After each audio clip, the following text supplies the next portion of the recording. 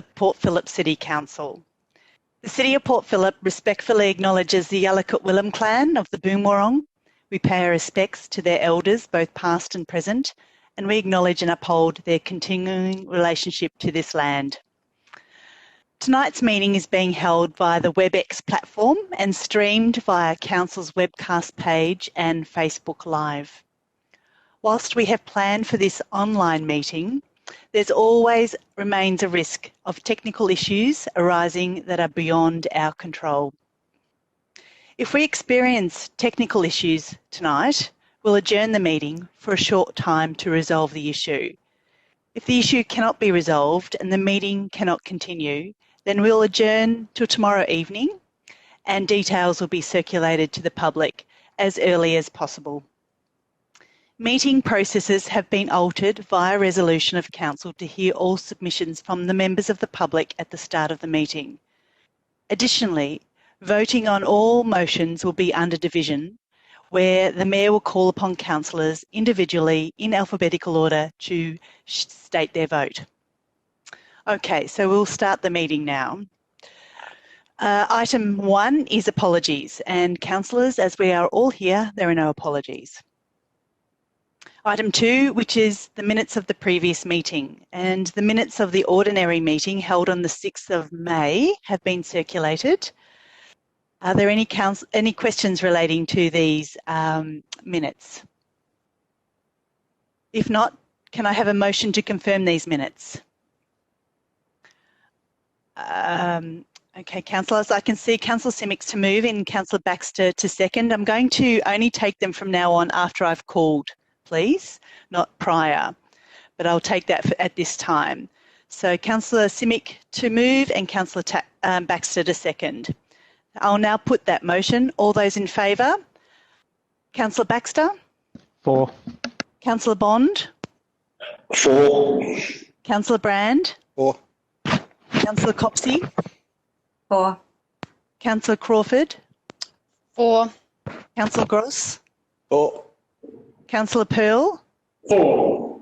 Councillor Simic? For. Councillor Voss? For. That motion is unanimously carried. Item 3 is declarations of conflicts of interest. Does anyone have a conflict of interest in any of the matters being discussed tonight? Mayor Voss? Yes, Councillor Simic. I have a conflict of interest in relation to item 9.1, implementing of Every Child, Our Future Children's Service Policy, and we'll declare that conflict of interest when we get to that item again. Thank you. Any other councillor? Thank you. So we'll move to item 4, which is public question time and submissions. We'll now hear all public questions and comments on reports from the members of the public. All requests to speak were required to be submitted by 4 p.m. this afternoon. At the time of registering to speak, submitters were given the option to join the WebEx meeting virtually and ask their questions live during this meeting, or have an officer read their statement on their behalf. So statements submitted by members of the public will be read by the Coordinator of Governance. So we'll go to the speakers list. And the first one, I'd like to call upon Linda Davidson, who is speaking to 9.1 on the childcare item. Thank you, Mayor. Can you hear me? Yes, I can. If you just state your name again, please, and your suburb. Sure. My name's Linda Davison, and I'm kind of at Clarendon Children's Centre in South Melbourne. So really, I just wanted to speak to the recommendation with regard to the Every Child Our Future policy, that Council defer the preparation and consideration of a business case by 1 to 2 years. And I just wanted to note that this is a long period of time for those educators who are currently working at council-managed centres, and for them to continue in uncertainty of employment. And just to note, of course, at the moment we have fee-free childcare and social distancing restrictions in place due to the COVID-19 pandemic. And as a consequence, few childcare centres are employing additional staff at the moment. So staffing in all services is remaining relatively stable. However, with the projected easing of restrictions and the increasing likelihood that childcare centres will recommence charging fees from July this year, I'd say that situation is likely to change.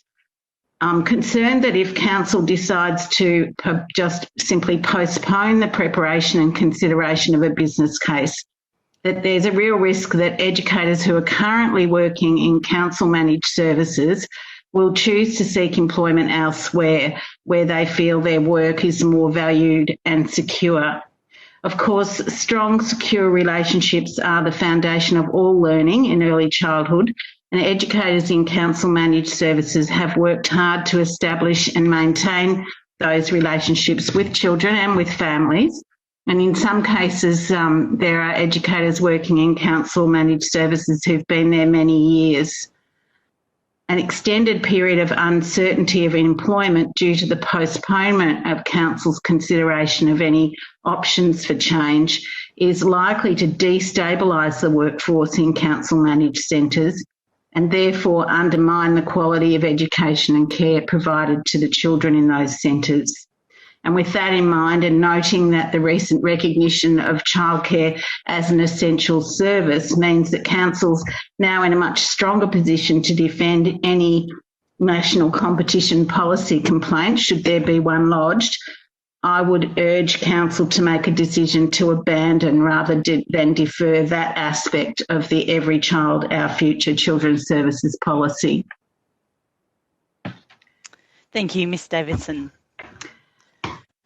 Now I'd like to call upon Ms Rhonda Small, please, and she'll be also speaking to item 9.1, which is the Children's Services. Thank you, Mayor. Welcome. Thank you. Rhonda Small, 3182. So, councillors, tonight you will consider this recommendation to defer for between 1 and 2 years any further work on the business case to continue to provide council-run childcare centres or to transition one or more centres to community management. Please do not vote in favour of this recommendation. We all know and accept that the COVID-19 pandemic has brought with it extraordinary challenges for the work of council, requiring diversion of resources to the necessary effort of supporting our community through these very difficult times. With the declaration of childcare as an essential service, this critical reprioritisation of the program of work has been keenly felt in the children's services area. It is understandable that work on the childcare business case has been delayed, not to mention the enormous additional pressure placed on council finances by the federal government excluding council childcare staff from JobKeeper payments.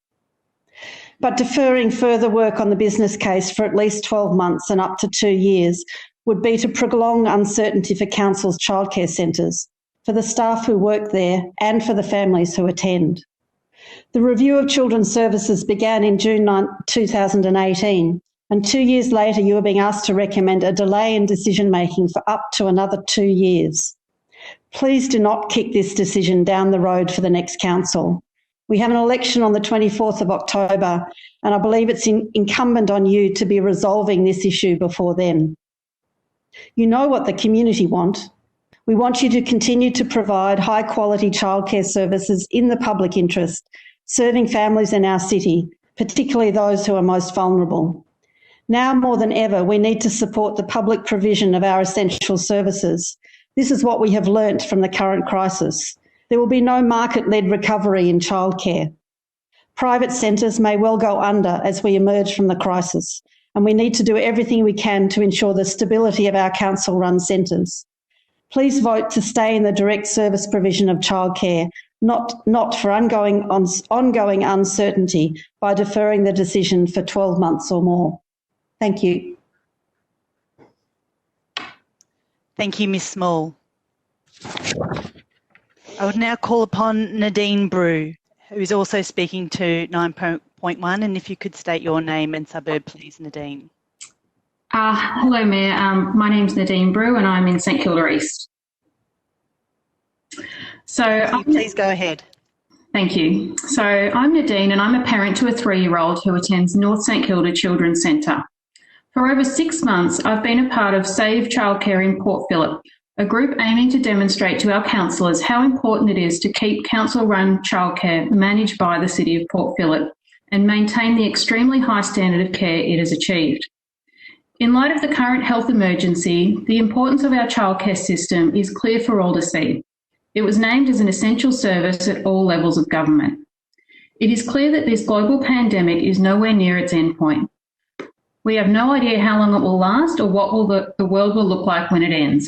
Now is not the time to be making decisions that add uncertainty for our council childcare services, who are absolutely integral to the running of our society, the care of our children, and the ability of all people, especially frontline workers, to be able to do their jobs. We should be focused on supporting the most vulnerable in our community, people who are already in need of support and those who are now finding themselves in need of support. And that is why my child centre is doing so well currently. I work in a charity in cancer research, and in a few months' time, my 2-year contract expires. And like so many others in the world right now, I may find myself out of a job. If our family were deprived of access to quality local childcare, it would make things even more difficult to have the ability and flexibility I need to find more work at the hours and level I need to maintain my career. Employees of our childcare centres have gone to work when they didn't know anything about the risks of exposure because that knowledge simply wasn't known. They have gone to work so we could go to work. Doctors, police, first responders and nurses. The least that we can do for them at such a traumatic time when they are working in an environment where social distancing is impossible is give them the assurance that they will enjoy stability and continued employment. Council should not be extending uncertainty by deferring the business case process. It should cease the process altogether and fully support its own centres. Equally, for those of us who have been taking part in this process, it's been incredibly stressful and emotional, not what anyone needs right now. Please focus on our community during these stressful times and leave the childcare services to do their job providing high quality education and care for kids. Thank you very much. Thank you, Ms. Brew. I'd like to call on Hayley Davis, please. Hayley is speaking to 9.1 as well. It's implementation of the Children's Services Policy. Welcome. Thank you, Mayor. Thank you, Mayor. Hayley Davies, 3064. I'm also speaking on the recommendation of a deferral of the Children's Services Policy. Thank you. I work for the Australian Services Union representing local government workers, and today I'm speaking on behalf of all early learning educators at the City of Port Phillip who are facing further prolonged employment uncertainty because of the recommendation to defer a decision on the Children's Services business case. Last year, I presented at Council and spoke against a review that appeared to be based on an assumption that the City of Port Phillip's early learning services should no longer be provided by Council and that such a transition of services would likely reduce staff entitlements and conditions. In light of the COVID-19 situation, Council should now, more than ever, be maintaining Council-run early childhood education. The COVID-19 experience has highlighted the unwavering need for professional early childhood educators and that local government stability and commitment to their community is important in the mix of early learning services available. Educators at these services have demonstrated an amazing resilience and ability to continue to provide the families of Port Phillip with a safe and secure learning environment during these difficult times. The City of Port Phillip should be proud of their excellent educators rather than creating anxiety for them and the families, as well as incurring an expense of this business case at such a critical time. Council should be focusing on upholding and improving their children's services and the accessibility to an increasingly precarious workforce. In the best interest of the community, the ASU strongly advocate that the review be terminated, and we ask that Council vote to stay in the direct service provision of childcare, not for ongoing uncertainty by deferring the decision for 12 months or more. Thank you. Thank you, Ms. Davies. Now, we have received a further 4 submissions to be read out on behalf of members of the public. I will call the name of each member of the public and refer the Coordinator of Governance to read a summary of the submissions. A copy of all statements will be published in full on Council's website tomorrow. Adrian Jackson. Through you, Madam Mayor, poker machines have only been permitted in Victoria since near the end of the Joan Kirner government, when the state was nearly bankrupt, $32 billion in debt. Pokies are a social cancer. Currently, there are 10 venues who still have them in Port Phillip. Near my home, pubs from Victoria Avenue to Fitzroy Street don't have any. These hotels are well run, have been modernised and prosper without them. I think greed is the main reason some venues have them, as well as poor management. Councillors, when will you lobby the state government to rid picturesque Port Phillip of this evil in our pubs that cause so much financial and social harm within Victoria? TAB and Lotto small businesses are okay in my view, though. Thank you. Next up is Jane Kearney. Through you, Madam Mayor. As a self-funded retiree, I have changed my budget to fit my depleted 2020 income. Why can't the council do the same across all departments without singling out a few or increasing the 2020 rates? Thank you. Now, specifically to item 9.1, implementation of Every Child Our Future, the Children's Services Policy, Brenda Forbath. Through you, Madam Mayor. Since making its decision last year to conduct a business case as to whether council should continue its direct service provision of childcare or transition to community management, a number of changes have occurred that should cause a rethink on this issue. The COVID-19 pandemic has caused the near collapse of many private childcare centres and impacted heavily on the community sector as parents lost jobs and withdrew their children from these services. It was in this context that the federal government determined that childcare was an essential service, essential from a care and education perspective, but also as underpinning the national economy. It is now clearer than ever that council's role in directly providing childcare is crucial in supporting our community, and in particular those families who are suffering from lost employment and those who have been experiencing long-term disadvantage for many reasons. Council services provide the long-term security and stability that families need and which are not always available in other sectors.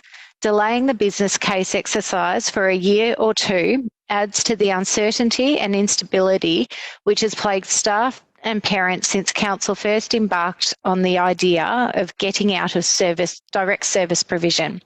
I urge councillors to discontinue its business case investigation, not just delay it for another time or for another council to deal with.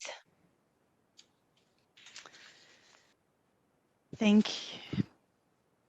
you very much. And our last submission is to the membership review, which is item 14.2, which is a submission from the VLGA. Through you, Madam Mayor. The VLGA has circulated to the CEO and councillors a submission on its membership review. VLGA's submission to council is 5 pages in length. A full copy of the submission will be made available on council's website tomorrow. The introduction of the submission is provided as follows. The VLGA is, of course, disappointed that this recommendation has been put to council, given the long history that the COP has had with the VLGA, which many of council's current and past councillors and officers can attest to, and council's ongoing participation in and access to a number of VLGA activities, programs and services, many of which extend beyond the criteria of nice to have, but rather contribute to council's role in the ensuring the health and wellbeing of the municipality's community and provide direct linkages to council's strategic directions and obligations under the Local Government Act 2020. The VLGA wishes to continue to work with and support the incredible work undertaken by council on behalf of its community. Particularly now, in these uncertain times, collaboration is most needed with stakeholders working together to support Victorians. The VLGA's lifeblood is its membership, and we value our relationship with council. The VLGA has now had an opportunity to review this report and would like to make a few observations. The VLGA acknowledges that this is a difficult time economically. However, regardless of the economic environment, robust officer reports to inform council decisions should be characterised by referencing factual information presented in an accurate context and balanced manner. The VLGA is disappointed that the report which supports the recommendation to withdraw membership of the VLGA does not appear to be aligned with a number of these principles. Rather, it appears from the VLGA's perspective that the objective of the report is to focus on a central objective of removing membership, as opposed to providing accurate representation of the respective values of the organisations targeted for removal. Specifically, within the report presented to Council, in addition to the information previously provided to Council, but appears not to have been fully incorporated into this report. The submission provides specific observations in regard to VLGA's strategic directions and its perspective and offerings in comparison to other agencies in the sector.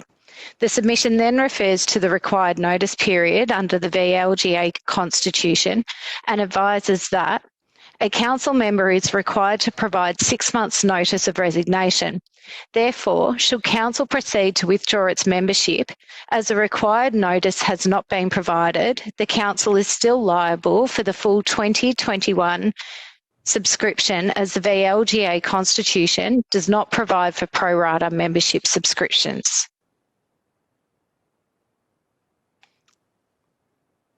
Thank you. Now, councillors, two of those submissions that were just read out were related to items later on, but two of them were also public questions, and I'm going to request answers to those questions now. The first one from Adrienne Jackson around poker machines. Just wondering who would be the person that might take up that question, can get rid of poker machines, essentially. Mr. Keenan?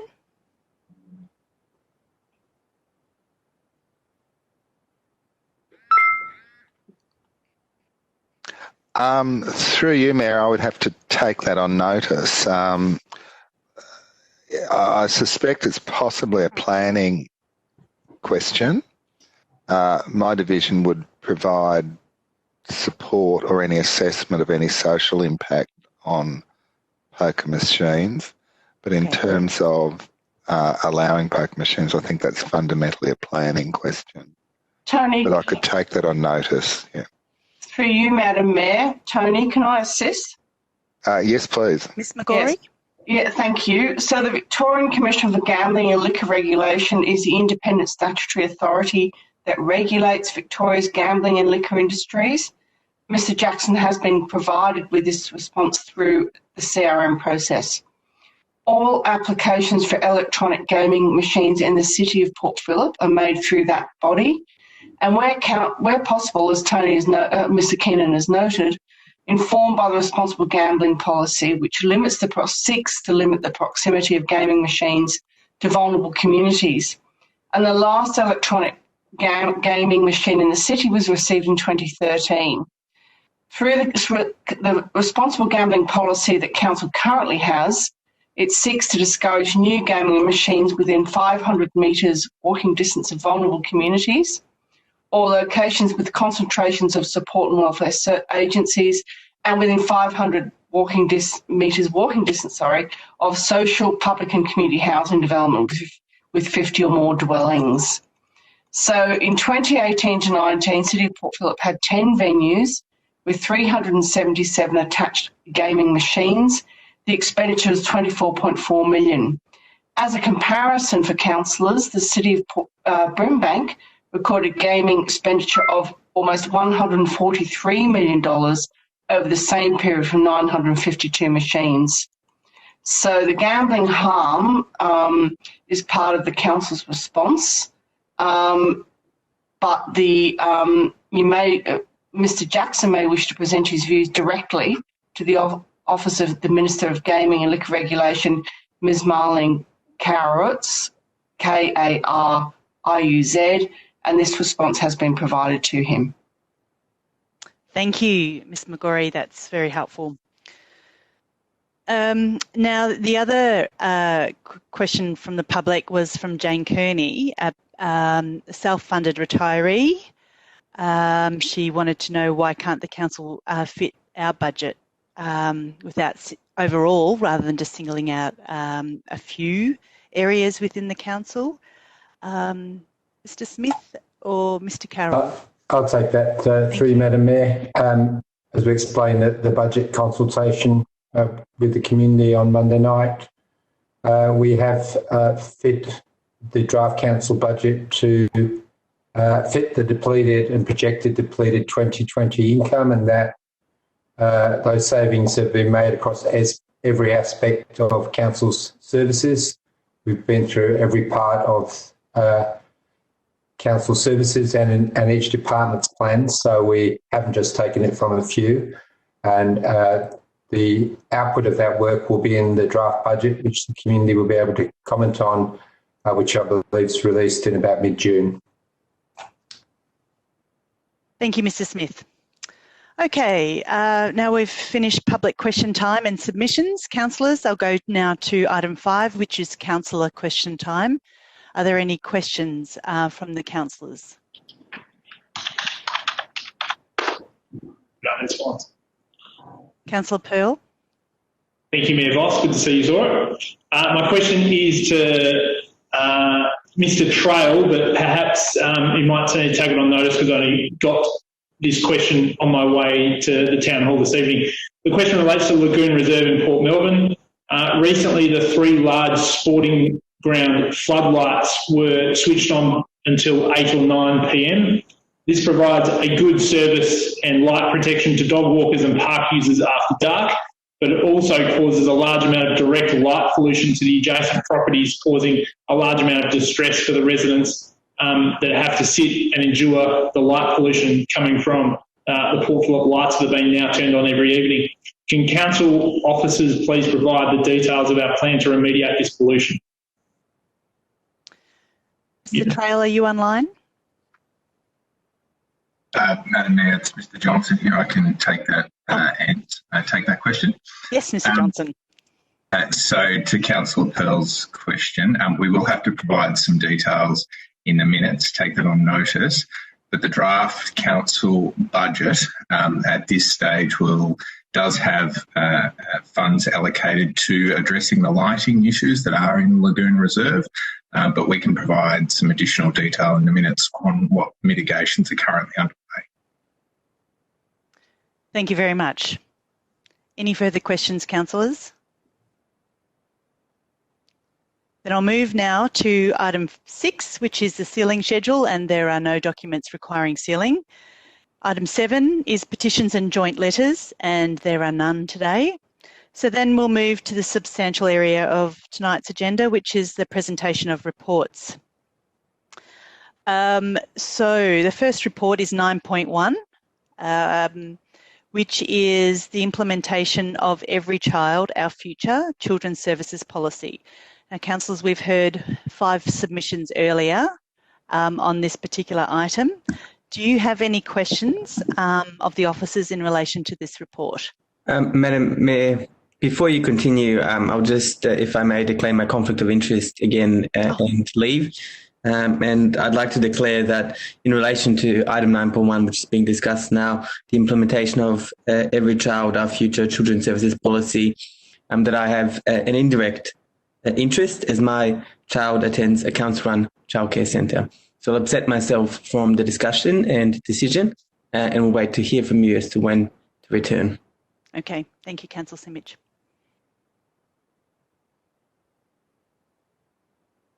Okay, so Councillor Simic has left. Now, councillors, do you have any questions in relation to this item?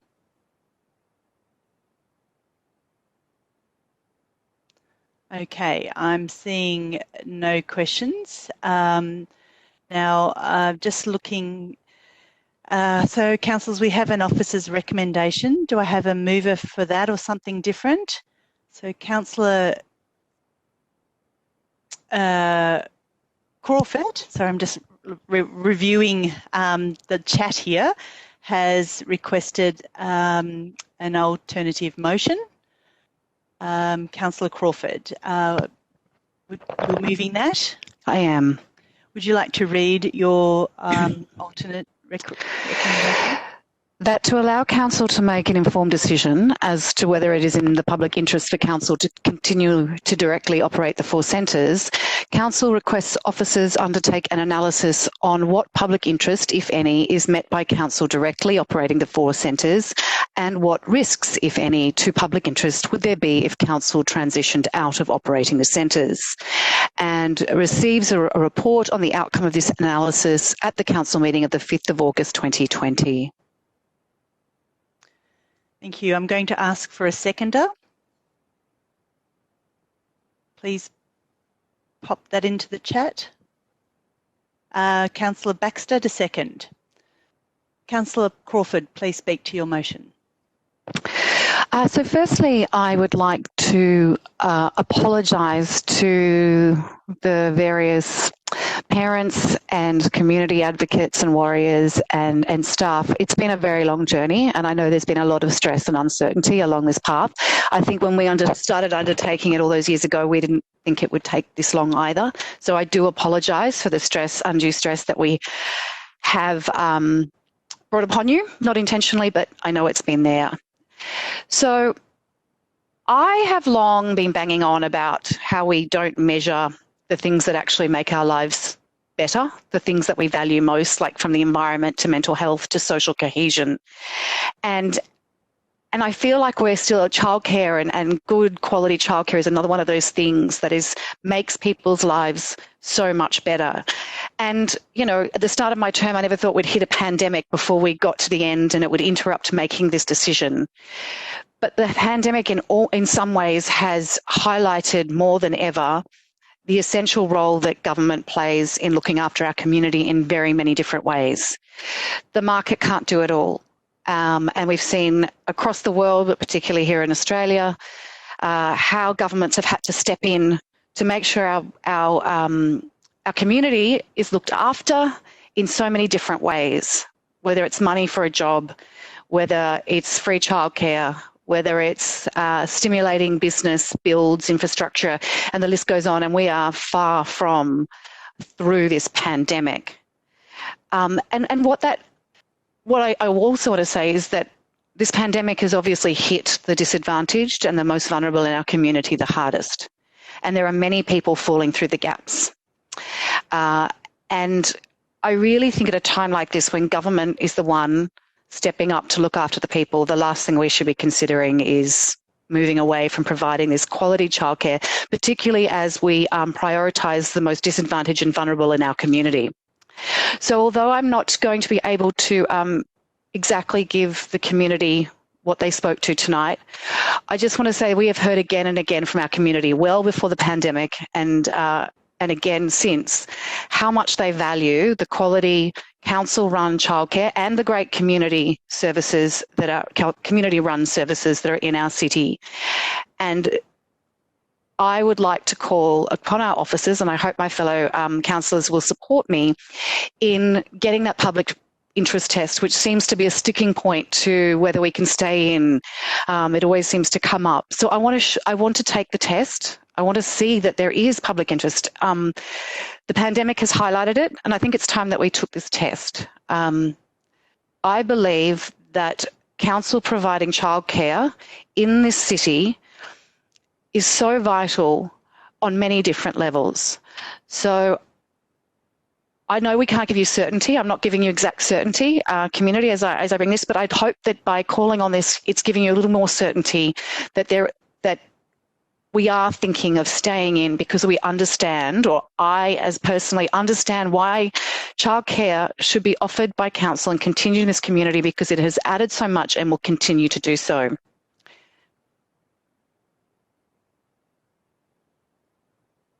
Thank you very much, Councillor Crawford. Councillor Baxter.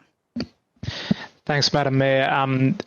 I don't have a whole lot to add to Councillor Crawford's comments, except to say that we did start this process of developing the business case, and I think that, you know, we should finish it. But to me, the more important thing than anything is for us to actually clearly make the argument as to what the public interest is for council to directly operate, directly provide childcare. So I think there is a clear public interest. I think that should be articulated clearly, and to me, I think that is actually going to be the best tool then to end uncertainty, and should be able to help guide our decision making and get us to a place where we can definitively say this is the benefit we're providing by doing this,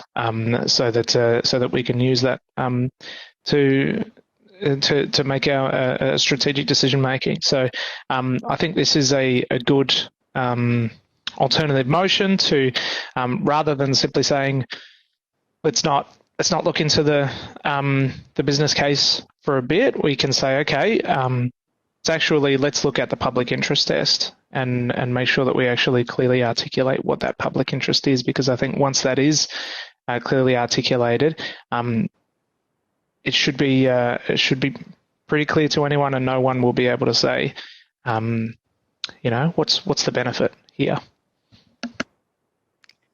Thank you, Councillor Baxter. Would anyone else like to speak to this motion? I'll have a... Dick, but you do need to use the chat, please. I'll let you go this time. Is this... You're on. I did use the chat. Okay, right. Okay, so I'm not speaking against this motion. I'm sort of just putting some of the background around. So I want to refer back to the Every Child Our Future Child Services Implementation Plan. And in that plan, there are some 16 policy commitments. But right up the top, 1 and 2, is what I consider to be the most essential part of the policy reform. And that is to ensure assertive outreach services to support vulnerable kids, and secondly, reduce the financial barriers preventing low-income and vulnerable families. I won't go into all the empirical evidence, but all of the empirical evidence and just sheer unadulterated humanity says that we should be supporting our vulnerable kids. And that is the options 1 and 2 of our implementation plan. And I'm particularly proud of that, and I want to see that implemented as soon as possible. And that's being implemented in according to a timeline that's already been decided. So we're going to aggressively assert our support for vulnerable children. Now, why do I mention that? Because when we go to the competitive neutrality legislation, it is economic legislation. And this economic legislation essentially says we're going to test competitive neutrality according to economic criteria. Now, those economic criteria, I've discerned, haven't been well understood in some of the conversations around what is a public benefit. But essentially, a public benefit refers to market failure. Where is there market failure? And there's been clear market failure in our ability to reach vulnerable kids. So just on pure economic basis, there's about 500 kids who would qualify as being vulnerable, and yet we only have 100 of those in our system. So there's 400 vulnerable kids that council's resources don't reach. In addition to that, there's those who are socially vulnerable because they come from families that have either violent assaults, sexual assaults, or drug addiction issues. So the problem for us is that we don't reach enough of the vulnerable kids in our community, which is all the Scandinavian data will show is the way that you most cost effectively run any social program about anything in a community. So I would say that if we're going to look at what is the public benefit in this very narrow, dry economic test, there's a lot of benefits that people claim for our centres which wouldn't pass the muster, but one that will is the question of catering for these vulnerable kids. And I'm proud to say that our council-run centres overwhelmingly take the bulk of vulnerable kids in this community, and there's a clear market failure and a clear public benefit. But of all the other, and I wanted to talk about this because I think this, I wanted to sharpen the conversation, and this is the, I reckon, is the real public benefit. Are we providing a solution to market failure? And I believe we are, and that there's lots of other forms of childcare out there that don't do as well as we do. So what does that mean for our childcare policy going forward? Well, there are two options. One option is to promote our council-owned centres, not as a ghetto, but as a place where vulnerable kids congregate, and that, I think, is on its own not great because it may be perceived as a ghetto. What we have to do and what our policy commitments are is being agnostic about who the provider is, making sure that every provider, private, community, council, co-op, religious or whatever, is open and welcoming for the vulnerable and poorer kids. So I really welcome this chance to converse about what is both at the core of the public benefit test and at the core of our policy response.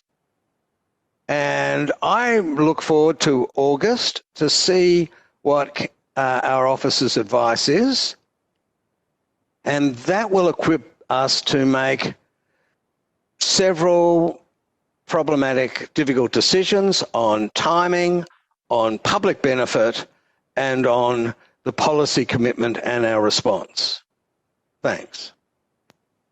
Thanks, Councillor Gross. Councillor Brand.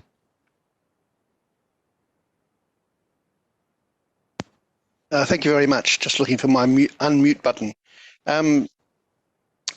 Yes, look, I'll be supporting this motion.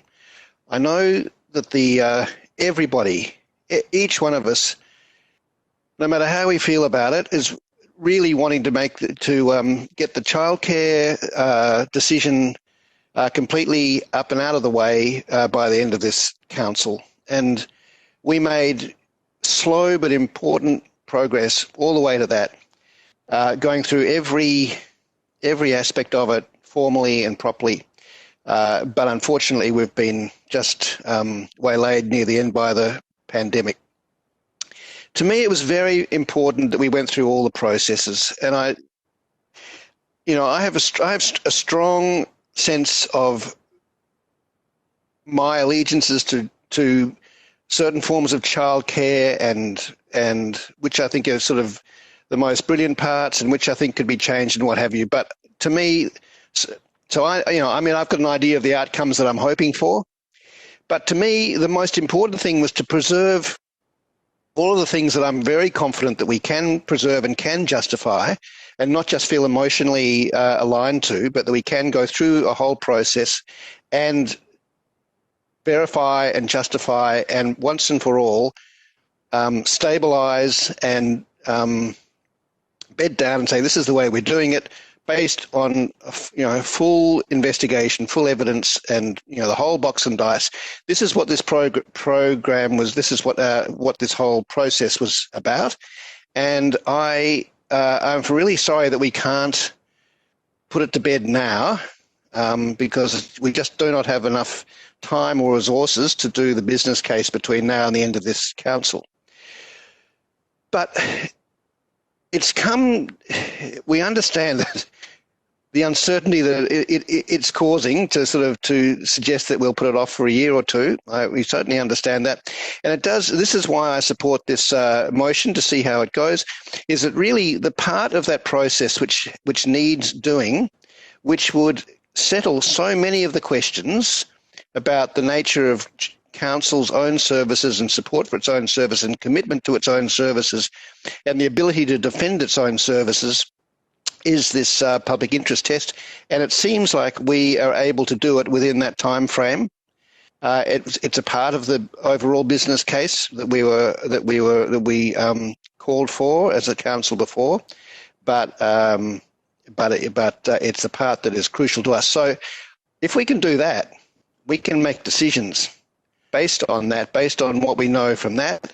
And, some of us think we already know what the decision, is likely to be because we're so sure of it. But it is most important that it gets done properly, and it gets done impartially, and it gets done publicly and transparently so that we can all rely on it. So we are hoping that we'll get to the point now by August that we will have actually an authoritative, transparent, fully legitimate recommendation and investigation results in front of us that we can make a decision then. We'll see what happens when we get there, but I think this is a good way around. We're certainly kicking the can down now to August, wanting to if we go with this motion, this alternative. It would be kicking the can down to August, which is not very far away, and then we should be able to see what is available for us to do then. So if we can be patient till then and do this important piece of work, this council will probably be able to do most of the substantive work that it set out to do in the most rigorous and bulletproof sort of way. So that's why I'm supporting it, even though, I know we'd all like to make a decision right tonight. But anyway, there we are. And I want to thank all of the supporters, all of the submitters for extremely appropriate and deeply felt and deeply understood submissions on this situation. And I hope this satisfies you to some extent anyway, what we're proposing to do with this alternative. Is it a motion? It's an alternative motion, yes. So thanks. Thank you, Councillor Brand. Councillor Copsey.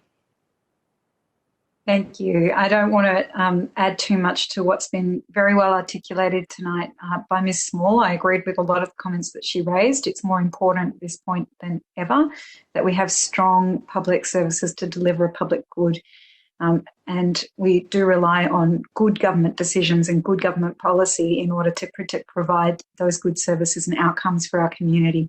The one thing I did particularly want to add in support of this motion tonight, but also just to note, is it's been fantastic to see the way that our community has engaged with the whole process of the Every Child Our Future services policy. We had a very thorough engagement process for this policy, which I want to credit officers for delivering. It was very in-depth, and I really loved hearing the passionate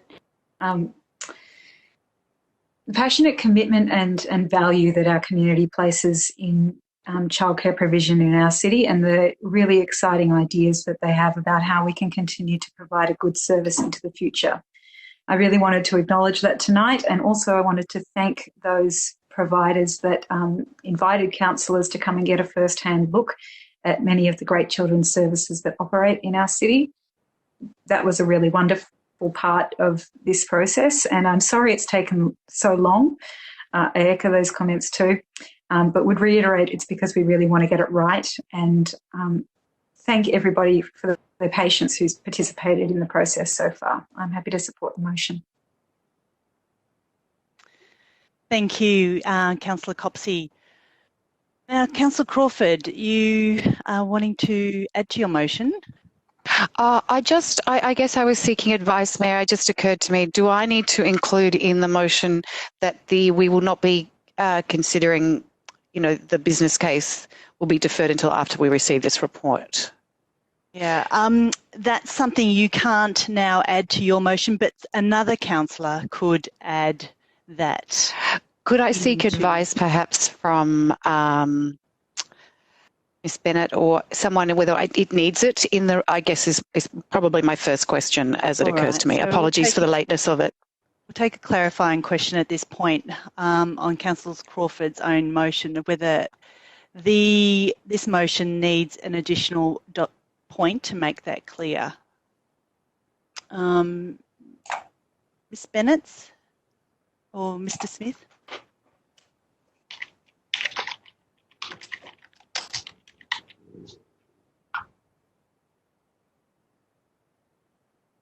Lost you. Through Mr. Smith, I can hear you. Through you, Madam Mayor, I think certainly for completeness, it probably would be useful to add.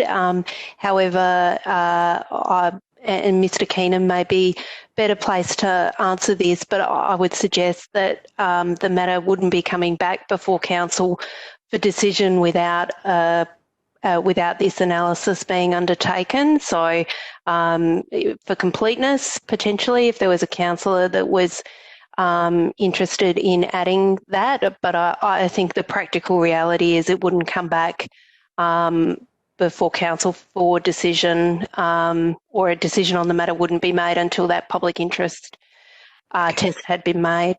Okay, so we don't have, Councillor Gross has offered, but you're unable to because you've already spoken to the motion, Councillor Gross. So that just leaves Councillor Bond, Councillor Pearl, Councillor Simic and Councillor Voss to make that change. But as Ms. Bennett says, it's probably the reality is it's not necessary. Okay, as long as it's clear. So I'll leave that up to you, all of you, if you want to make a further amendment. Otherwise, we'll leave it as it is. Did anyone else want to speak to this motion? Then, Councillor Crawford, would you like to close? I think many great points were made, and some of the councillors articulated better than I did. I think the reason for my own motion. The one thing I did want to pick up on, just that Councillor Gross mentioned, the market failure around disadvantaged kids. Well, I think we're seeing more and more, the framing of this competition policy that we need to take the public interest test for is very narrow and problematic in its narrowness, because there has been market failure around, a lot of the losses and disadvantage from this pandemic is gendered. And that is particularly true of the workers that we are considering, that work in childcare and for mothers and people in casualised work. So, again, it goes to my point. We don't always measure. The measures we've got in place do not always capture the things that are important in life. So I just commend this motion to you, councillors, for many different reasons. I think it is time for us to put this one to bed, find out, clarify the public interest that operating council childcare brings to our community, as we've heard again and again from our community. I ask you to support my motion. Thank you, Councillor Crawford. Now I'll put the motion under division and call upon each councillor's vote. So, Councillor Baxter? For. Councillor Bond? Against, and I'll move the officer's recommendation in the event this motion fails. Thank you, Councillor Bond. Councillor Brand? For. Councillor Copsey? For. Councillor Crawford?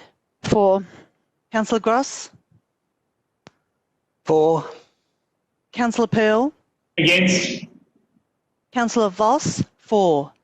That motion is carried. Now, I would like to call back into Councillor Simic, please. And we will move to item 9.2, but we'll just wait for him to come back on.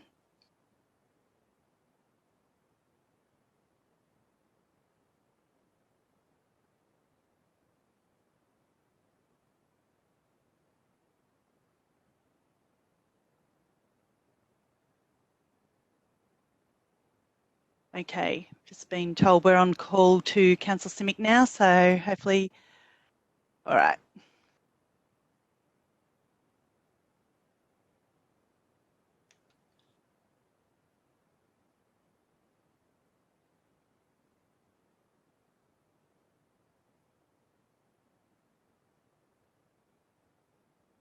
It's one of those awkward moments. You need to sing us a song, Mayor. I'm not the singer. Councillor Gross is the singer. Councillor Gross. All right. Just have to learn to live with silence. Yep, we do.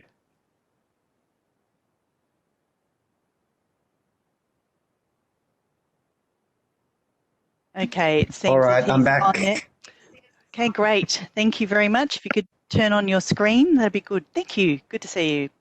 So 9.2, which is the guidelines for licensed community gardens on council-owned land. Councillors, we're just wondering if you've got any questions for the officers on this item.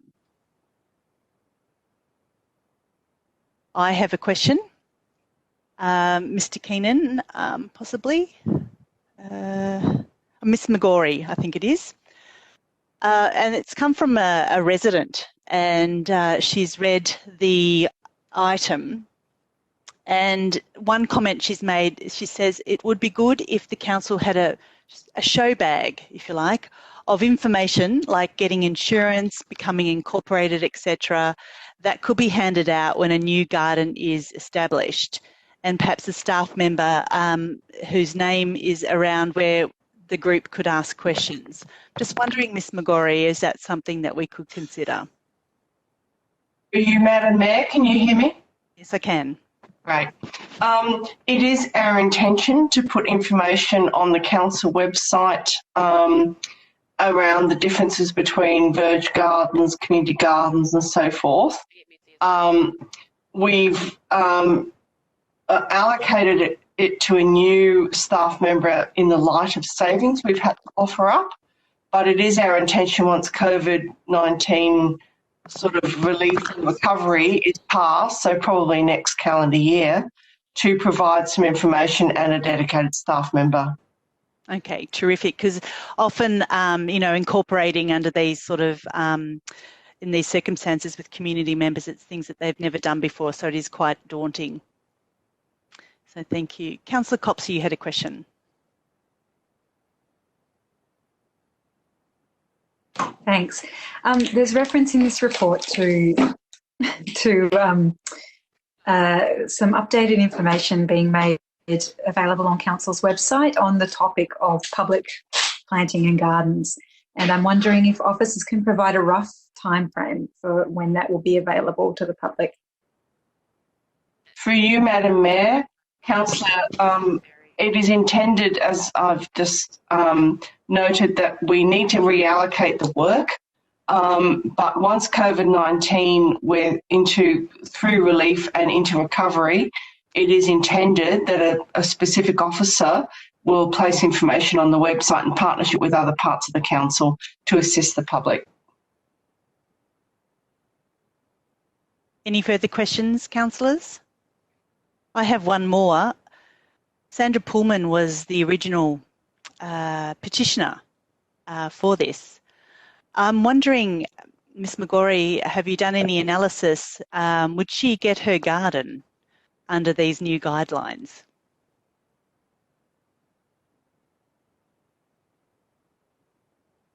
Through you, Mayor, I think I can help there. Yes, please.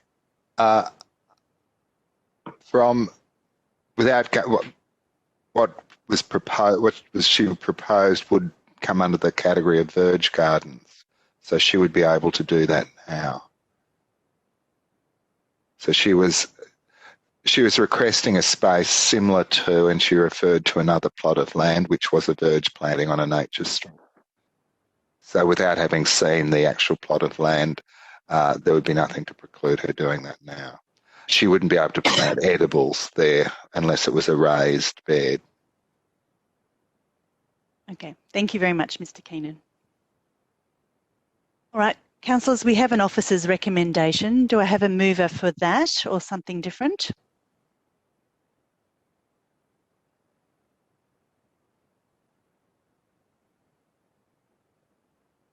Councillor Copsey Councillor Crawford to move. Second. And Councillor Copsey to second. Councillor Crawford, would you like to speak to the motion? I'll actually leave it to mainly Councillor Copsey, this has been her a little baby.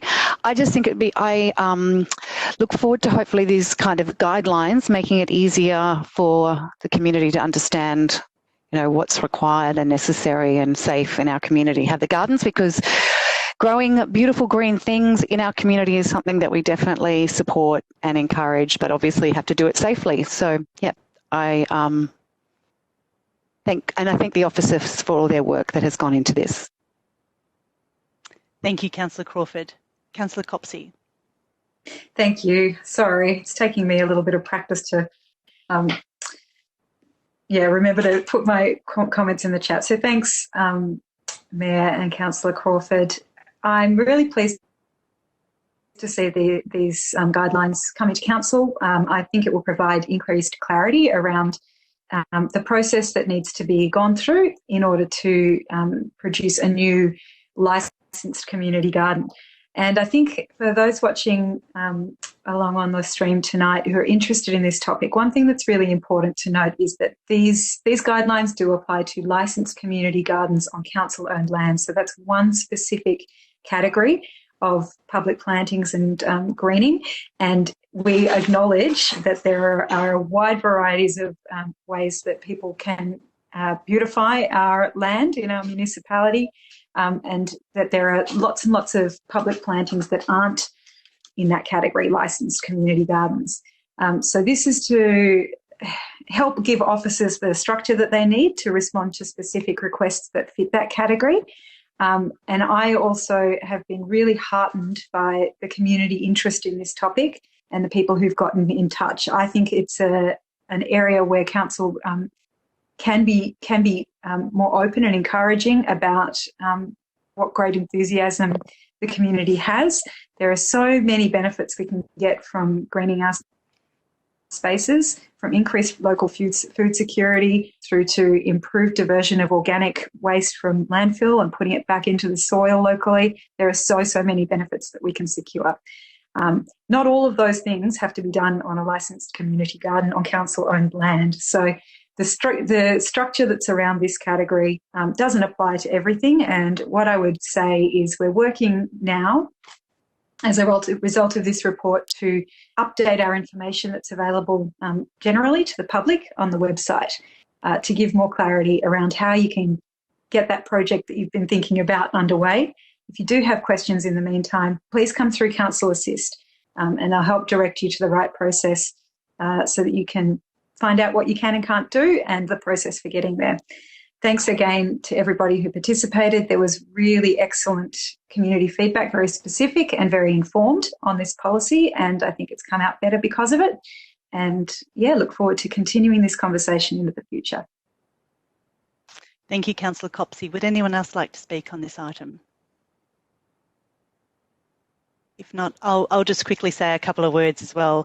And that is that I'm very enthusiastic about this particular document. Over the last sort of 2 months, we have seen some incredible things happening in our neighbourhoods, and in particular on verges, where people are taking to the streets and beautifying the area. And there's a couple of streets in particular just around my neighbourhood, like Princess Street, that pretty much every single plot on the nature strip has been beautified. There is quite an appetite for people in our community to do more. I'm seeing Rotary, for example, wanting to step up and help establish some bigger community gardens that are open to all in the community. I want to just thank the officers for these guidelines.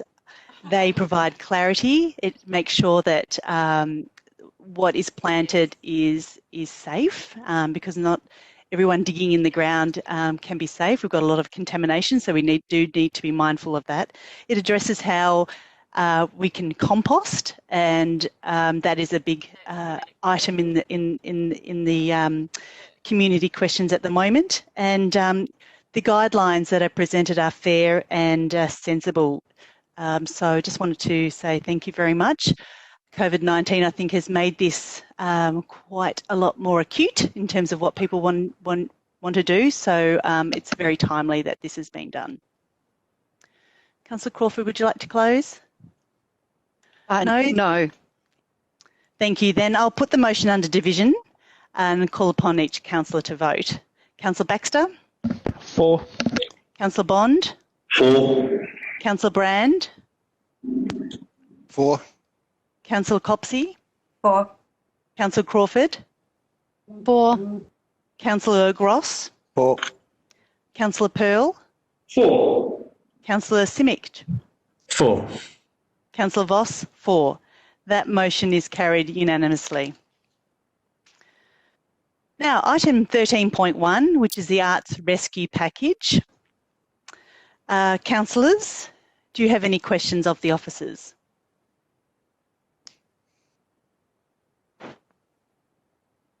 Then we have an officer's recommendation. Do I have a mover for that? Hold on. Councillor Brand, you have a question. Councillor Brand, you're on mute. I believe. Excuse me, I'm sorry. Yes, I want to move no, we'll keep on going. I'll move an amendment to this recommendation. Okay, so just want to clarify, does anyone have a question on this item? If not, then we have an officer's recommendation. Do I have a mover for that or something different? I'll wait.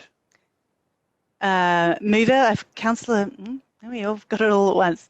Councillor Copsey to move and Councillor Simic to second. And Councillor Simic, you messaged me privately. You'll need to just change that setting, please. Councillor Copsey, would you like to speak to the motion? I might not say too much and perhaps close. Councillor Simic. Look, I'm just so incredibly excited about this package. The arts is an area that's been particularly impacted by the COVID-19 crisis. To be honest, this package doesn't go far enough, but it does exceed what council can at this point do to help and assist.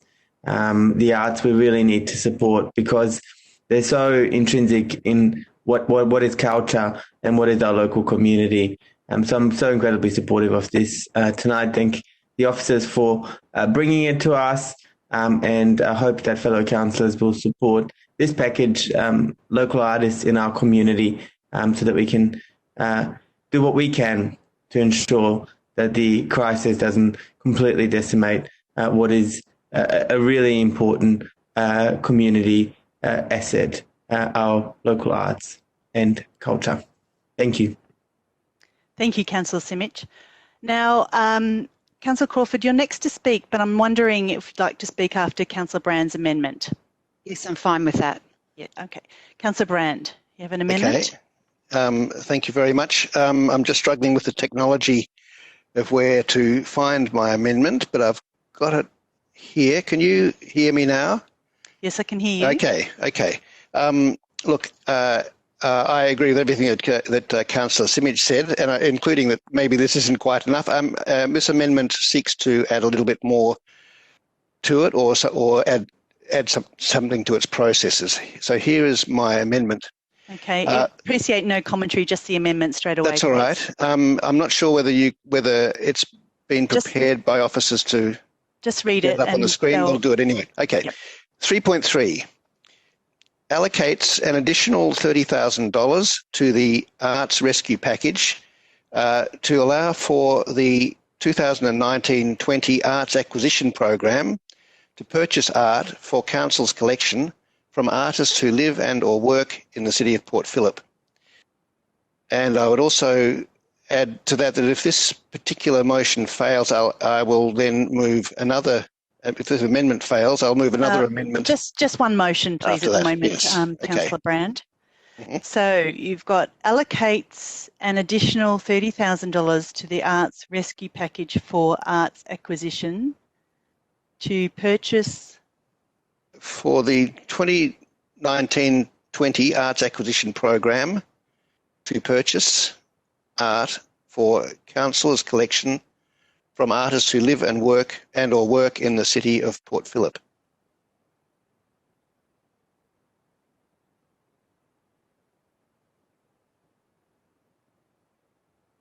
And there seems to be 2020 year missing. It's 2019/20. So this financial year that this we're financial currently year, yeah.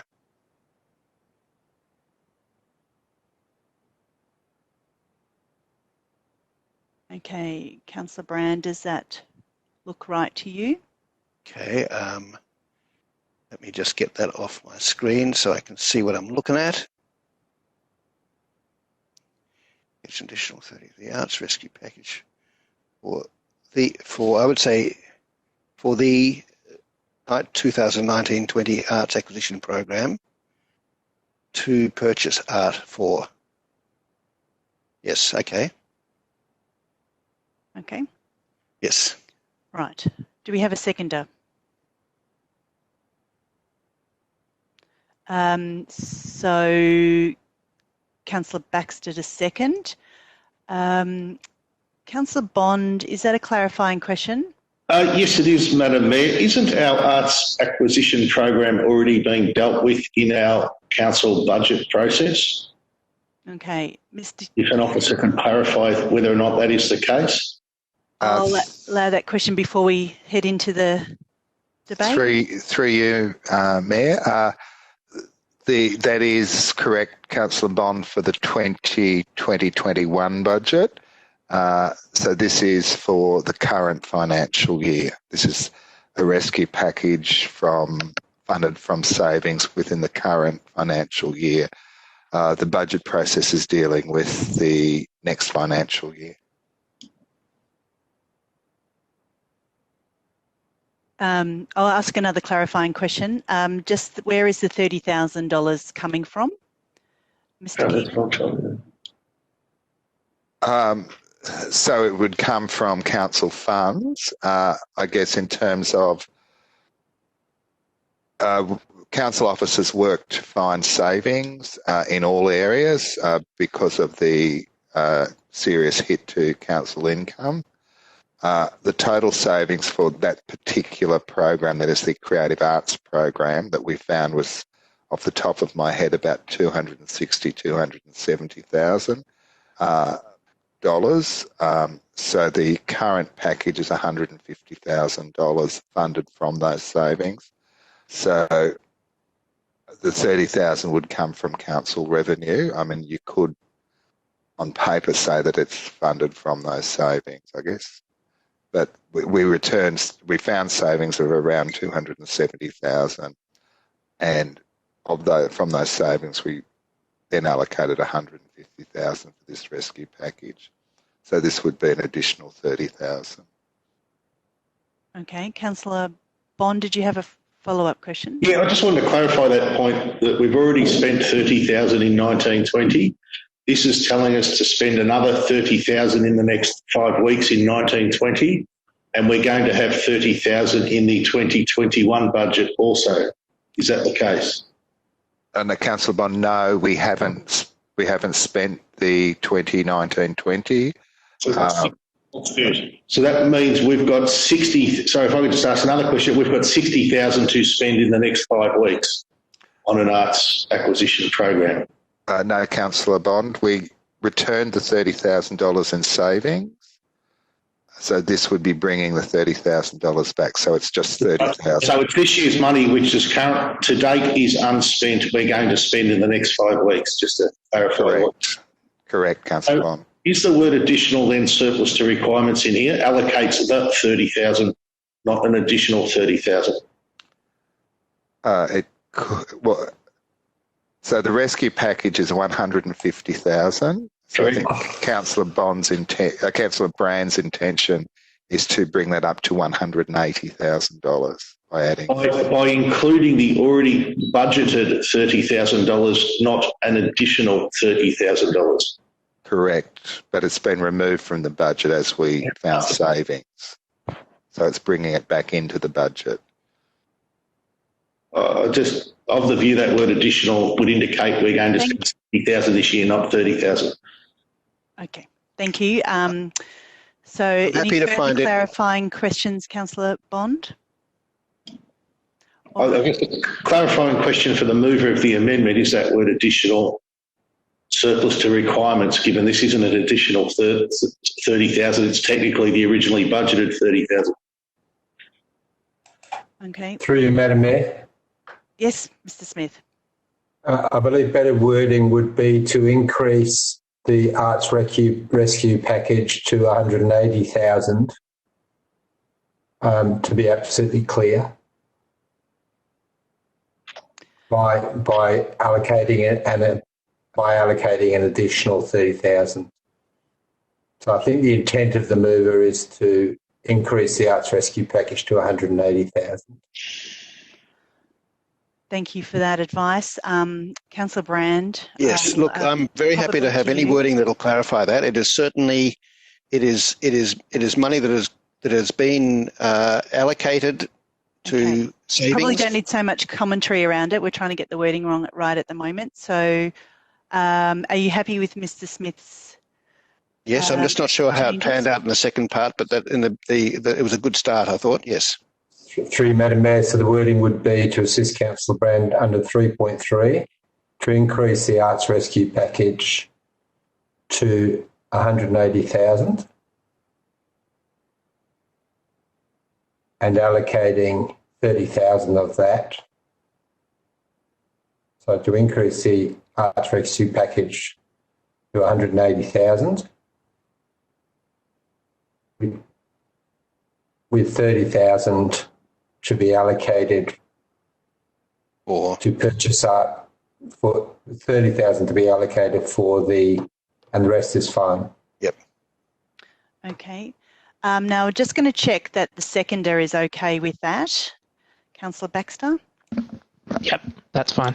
Okay. Councillor Pearl has a clarifying question, so I'll go to Councillor Pearl now. I'm just wondering if the words should be reallocated, but just so I'm clear, the council hasn't removed the $30,000 from the existing budget. Is that correct? The recommendation was by the officer to remove the $30,000 as part of the savings. Councillor Brand is putting it back in. But the answer was that it wasn't included in the budget, or it was taken out of the budget. And I don't think council's made that decision yet. Can I just get that clarified? It's this year, not next year. Officers, please, Mayor. Through you, Mayor, you're correct. It was taken as savings in this year's budget, so no, it hasn't been removed. So we haven't actually passed the saving? No. So therefore, I would put to you, Mayor, we're spending the money twice. Thank you, Councillor Pearl. All right, that could be part of the debate. And through you, Mayor, if I may assist. Yes. It's Mr. Carroll here. Mr. Carroll. My understanding is it has been removed from the budget as part of the forecasting processes that have been reported to council as part of the 10-year financial outlook and the savings that have been banked. So this would in effect be adjusting that forecast position to include an additional $30,000 that's currently not in the budget. Thank you. All right. Does that make it clear? Councillor Brand, We're right back to you. Would you like to speak to your motion? Thank you very much. I'm very happy for that. Yes, it is something which in almost all circumstances, this would be something which would go straight through as $30,000 to savings. But it is a pre-existing program which has been sitting, which was about to be realised late in this financial year, before it got saved. But it's a little program which is already sort of ready-made, all set up, and it's it's an art acquisition program which is better than a grants program because it's not just a pure grant; it actually acquires art.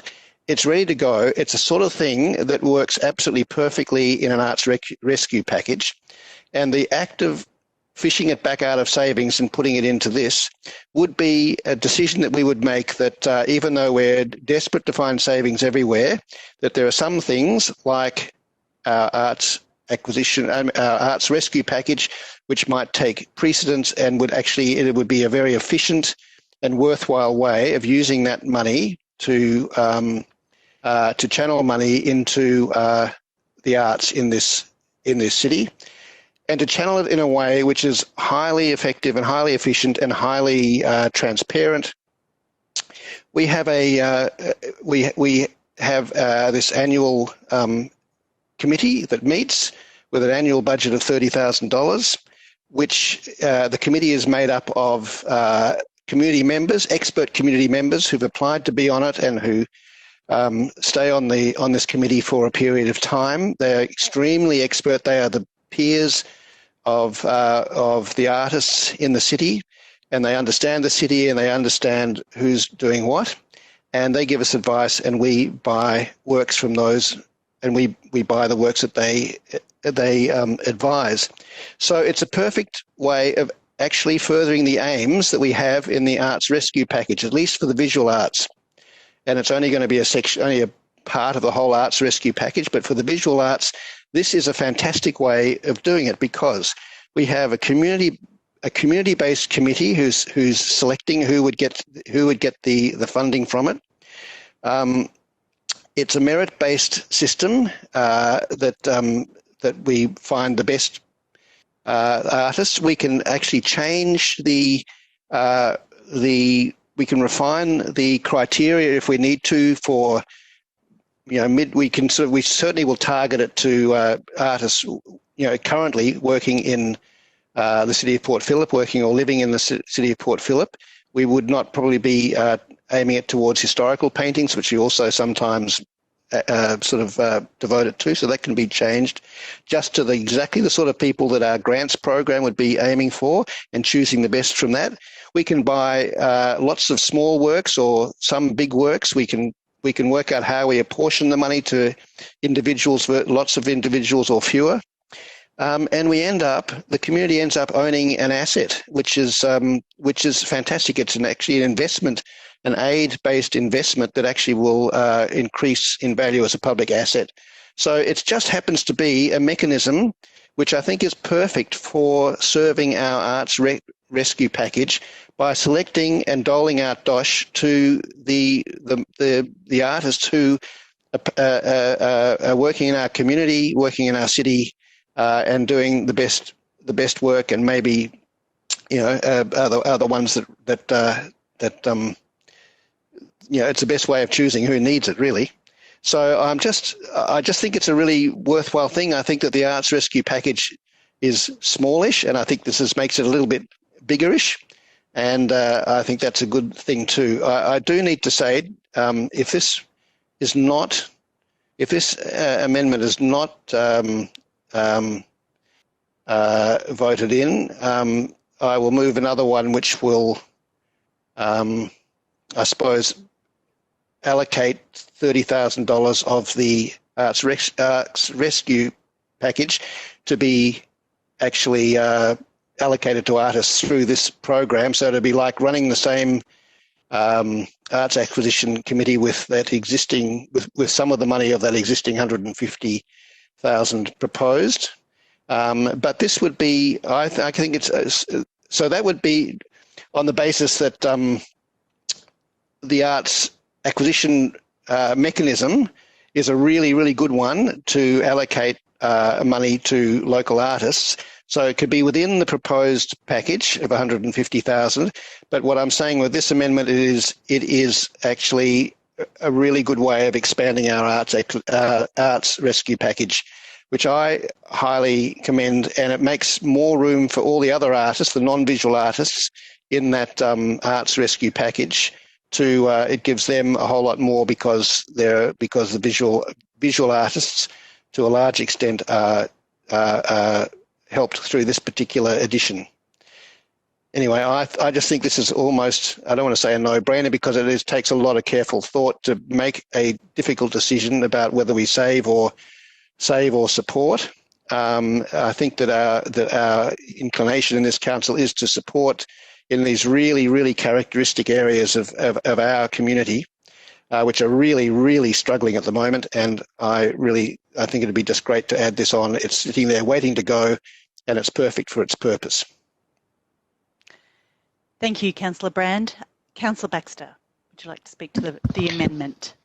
Thanks, Madam Mayor. I'll obviously be supporting this amendment because I seconded it. But the reason being is that I like what Councillor Brand has attempted to do here. Obviously, the arts sector is in complete crisis in this country, and particularly in the city of Port Phillip, where we have a quite large and vibrant and exciting arts sector who are all really doing it tough. So we have a particular responsibility, more than a lot of councils, I would say, to support that sector, and this is part of what we're doing. I too don't think it's big enough, but we do have to play that balancing act between making sure that we can retain savings so that we can continue to service the whole community, while also making sure we can target an area that we know is doing it tough. I'm more than happy to support the extra 30,000 here, because I do think that art acquisition is as Councillor Brown said, it's a clever way of both stimulating and supporting an area while also gaining an asset for the community. So what that looks like, we've got a very smart group of people who can work out. But it's just like I guess nationalising an industry that's in trouble or something like that. You can put money into it and to help people and to save jobs and to save livelihoods, and also put something in the ownership of the community.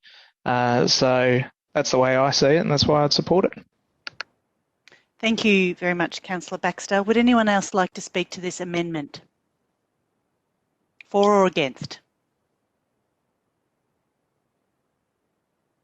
Councillor Pearl? Thanks, Mayor Voss. Councillor Brand, your amendment is met with the best intentions possible, and it's very admirable to increase the officer's recommendation from the 150 to 180. I don't support it, as I think we should be making the budget decisions holistically at the end of the year. So albeit we're reallocating a smaller number of budget amount around at the moment, they should be viewed holistically with the budget, so we remain disciplined. So I think your intentions are sound, the amount is reasonably small, and your intention to acquire more art is a good one, but this council has also $16 million of art, so at some point we should look at disposal as well as our acquisition strategy.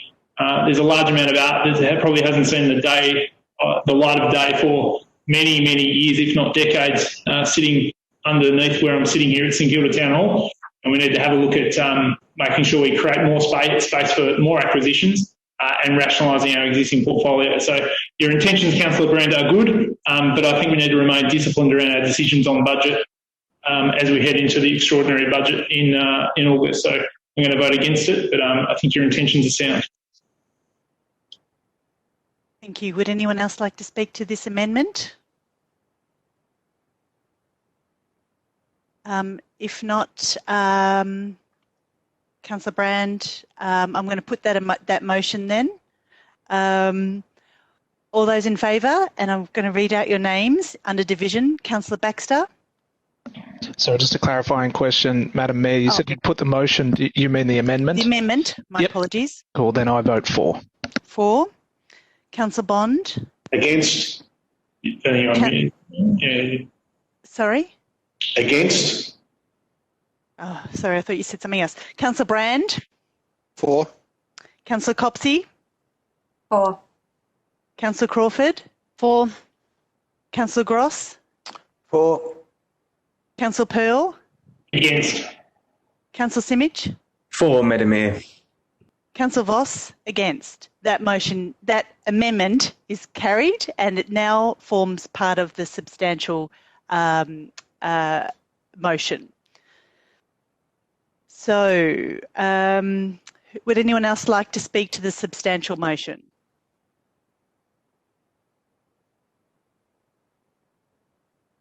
No? Councillor Crawford.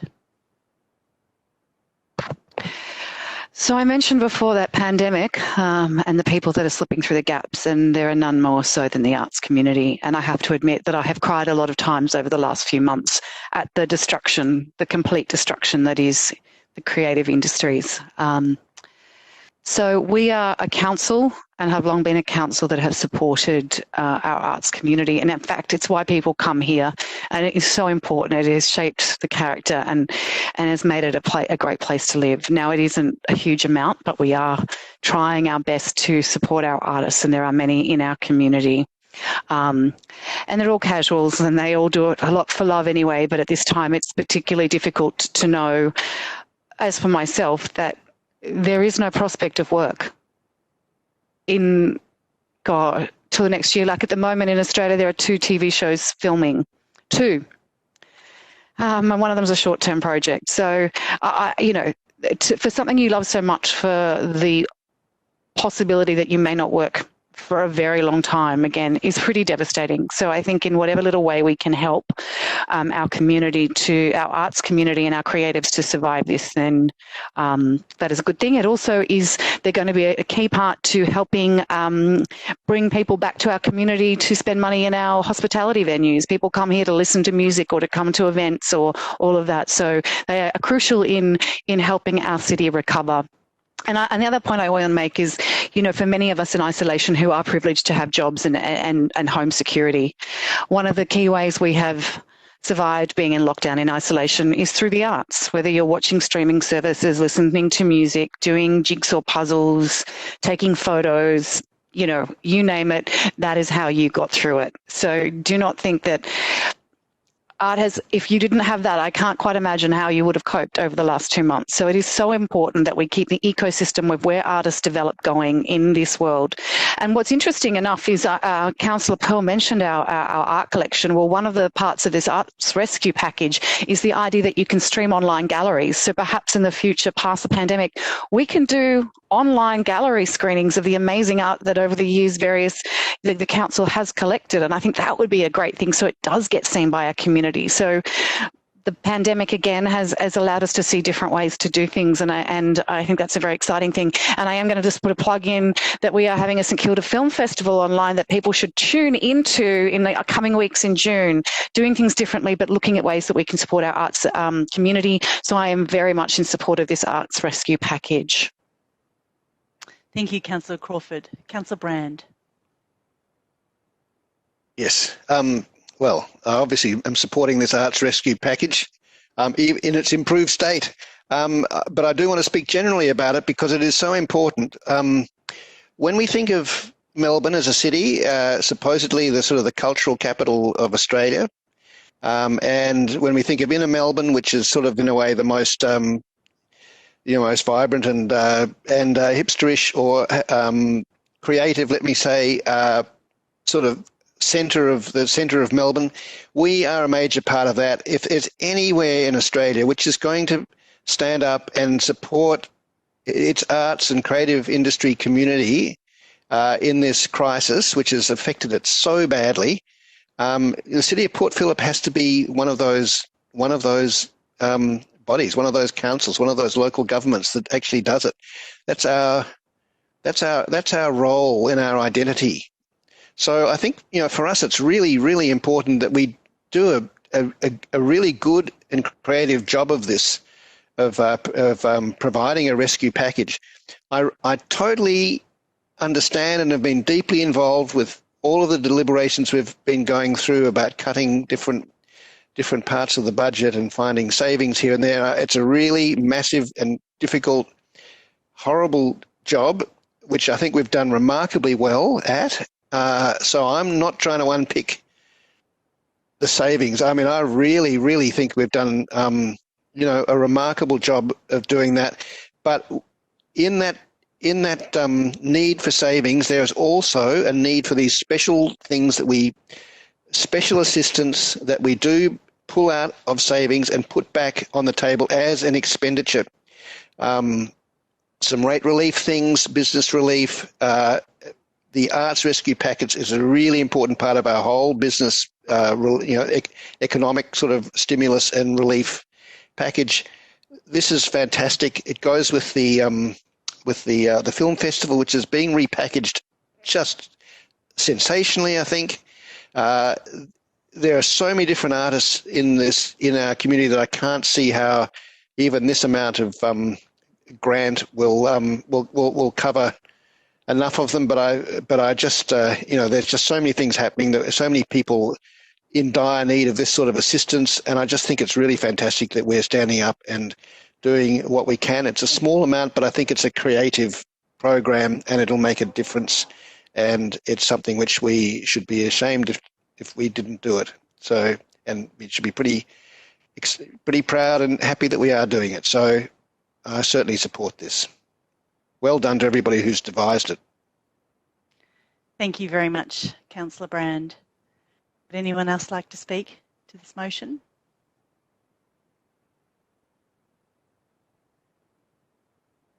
Then I'll ask Councillor Copsey, would you like to close?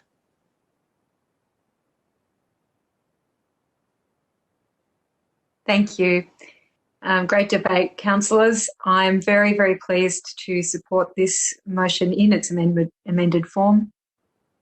It's absolutely vital that we support the arts, and I echo the comments that this is a drop in the ocean compared to the need, and would make the observation that it is actually other tiers of government who bear the major responsibility for supporting the arts in this country, and I hope they're all considering what they can do as well, noting that there's been some movement at state level from this, and I hope that there is more to come, and that it really prioritises our artists and creatives, because we know that they bring so much, not just to our cultural economy. We know that they make a massive contribution, particularly locally here in Port Phillip. But I think more importantly, the contribution that they make to our soul, the soul of our city, the soul of this country. And it's so hard to hear, Councillor Crawford, your personal reflections on this. I also have many friends who are affected in this industry, and I just think it's really, really hard what's happening to the arts at the moment, and anything that we can do, especially if we can increase that amount. I think it's a great idea, and I thank Councillor Brand for bringing that amendment to this motion. It's absolutely vital that we do. I had something else I wanted to say on this point, but look, I just am really pleased to see us getting on and doing something quickly in terms of our rescue package, and I hope that we can look further at how we support the arts as we go into our budget process, and make sure that we are prioritising those things that bring cultural life to our city. And if we can't save the arts, then what are we doing it all for? It's what gives shape, life, and new stories to how we understand our experience on this planet. The thing I did want to say is I think it's especially important at this time when the arts community has rallied so strongly behind those who've suffered during bushfires, the horrific start we've had to 2020. It breaks my heart that now they're in strife and they're not getting the support back that they should be. So It may be a drop in the ocean, as I said, but here is a small contribution that Port Phillip can make, and I'm very pleased to support this package. Thank you, Councillor Copsey. Now I'll now put that motion under division. Councillor Baxter? For. Councillor Bond? Against. Councillor Brand? For. Thanks Councillor very much. Copsey. Sorry, Councillor Copsey? For. Councillor Crawford? For. Councillor Gross? For. Councillor Pearl? Abstain. Councillor Simic? For. Councillor Voss? For. That motion is carried. Thank you. Now, councillors, we'll move on to 13.2. Waterfront Welcomers. Do we have any questions of the officers? If not, we have an officer's recommendation. Do I have a mover for that or something different? I'm happy to move. Do I have a seconder? Councillor Gross to second. Bernadine, would you like to speak to the motion? Yes, I'll speak to the motion. I just wanted to say that what Southport Community Centre do is really quite incredible, councillors. And in particular, one of their programs is the Waterfront Welcomers, and they're welcoming so many ships. And unfortunately, that program's been put on hold, as you know, one of the COVID-19 sort of casualties. There aren't any ships that are coming into, any cruise ships that are coming into the port currently that need to be welcomed. And basically, all of those welcomers are at home, but they have capacity, and they have capacity to help out in our community and look after and call those that are actually quite vulnerable and alone. And that's what this program is about. It's actually repurposing some money, approximately $500 a week, to organise those volunteers that currently do the Waterfront Welcomers to actually call people that potentially don't have anyone to speak to. They're still vulnerable. They're still worried about going outside, and I think giving them meaningful work and experience will deliver multiple outcomes.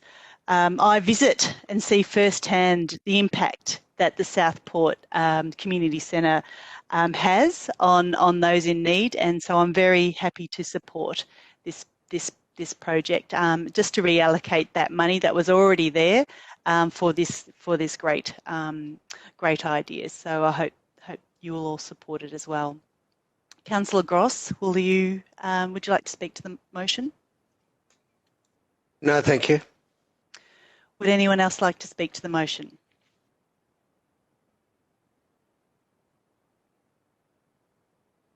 Councillor Bond? Yeah, that's correct. I won't be supporting this. I think it's unfair that we allow the Waterfront Welcomers to find an alternate use for their funding that they're not able to exercise under the intended program it was given. At the same time, we're asking organisations like Gasworks and Linden to hand back money to us because they haven't been able to expend that money under the programs and under the funding deed that they were provided. So I think in the interests of consistency across the entire organisation and how we treat our funding deeds with our different community groups, it's either every group is allowed to expend the money on alternative programs or they all have to return every unfunded, unused portion of their funding. So I think this is completely inconsistent with the way we're treating all the other organisations in our community. And as lovely as these programs are, and I'm sure it'd be wonderful for the people who get the phone calls, it is just so inconsistent with how we're treating Gasworks, with how we're treating Linden, and how we're treating so many other organisations in our city. So I won't be supporting it. Thank you, Councillor Bond. Councillor Brand.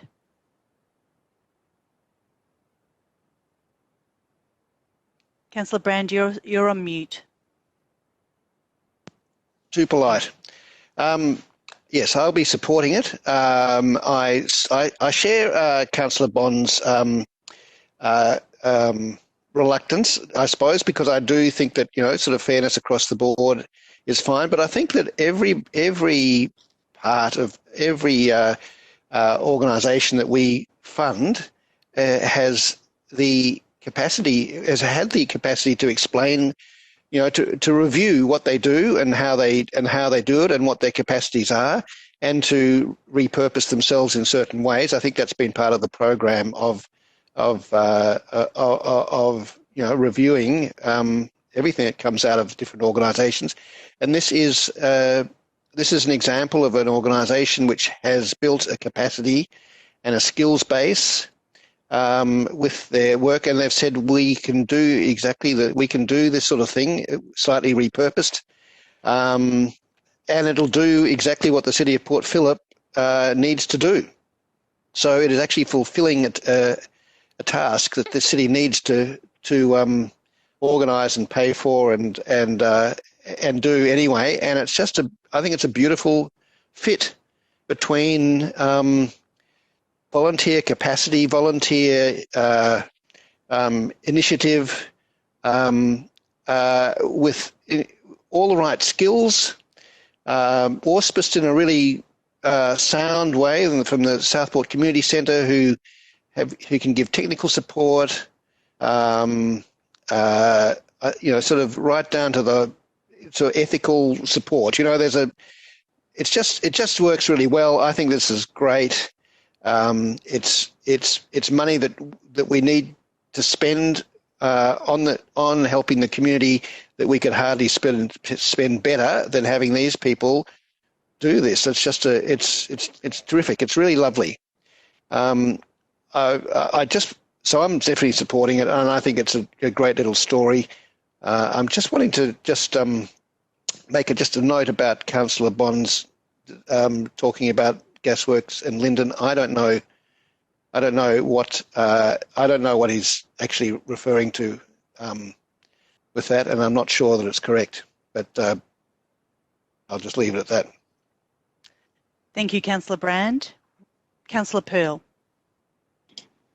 Thanks, Mayor Boss. There's no bigger supporter than me of SPCC on this council. I've been actively involved, and the management there will attest to that, and I'm a huge supporter of what they do. But this council must equally assess all funding decisions that come to us in this strange world that we're living in terms of the circumstances we find ourselves under. Councillor Bond articulated it well in terms of the arts organisations, and then there's the community grants also.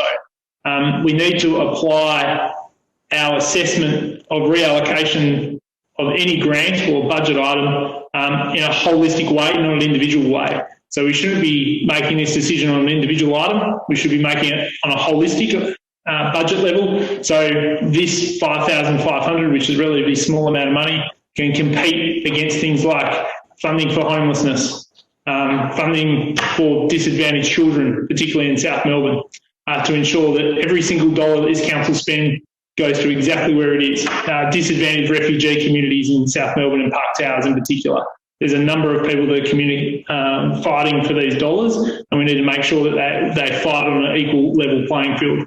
That should never take away from the great work that Southport does, and they have my wholehearted support now and into the future.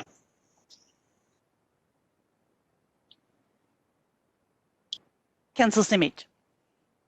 Thank you, Mayor. Look, I don't agree with what's just been said. My point of view is that Council does have a process for resolving all of the issues that come to Council, and we do so in a considered manner.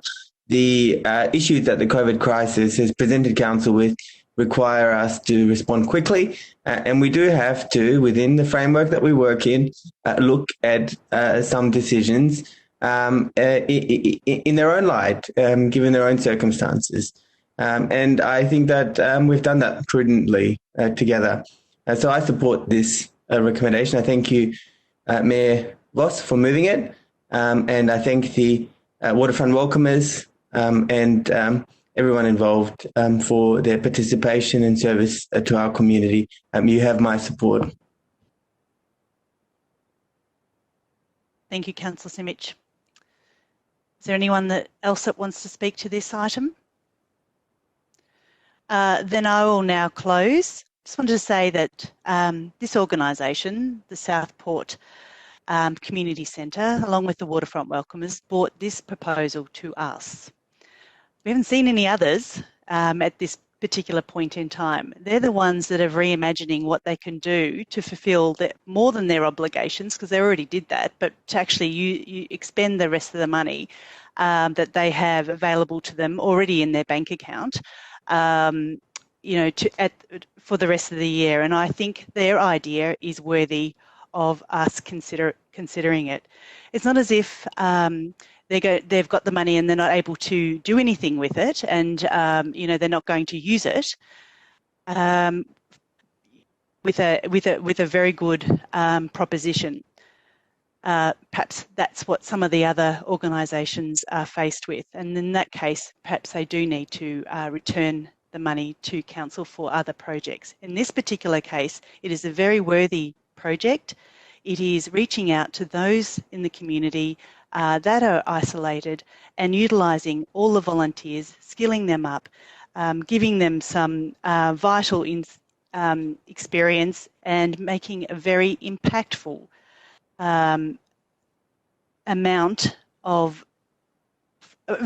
making a very small amount of money very impactful. Anyway, I just wanted to leave it at that. I'm incredibly proud of you know, some of the volunteers all of the volunteers that we have in our community, but in particular those at the Port South community, and in particular the Waterfront Welcomers. So I will put that motion. All those in favour? I'll read out your names again. Councillor Baxter? Councillor Bond? Against. Councillor Brand? For. Councillor Copsey? For. Councillor Crawford? For. Councillor Gross? For. Councillor Pearl? Against. Councillor Simic? For, Madam Mayor. Councillor Voss? For. That motion is carried. Thank you. Now, we'll move to item 14.1, which is Council's policy, fraud and corruption awareness and prevention policy. I'm going to remind councillors that this is about the policy and this is not personal, and I urge you not to make any comments that are of a personal nature in this discussion. So I would like to ask councillors, do you have any questions of the officers on this? Councillor Bond, is that a question from you? No, Madam Mayor, I'd like to move this officer recommendation if no one else has any questions.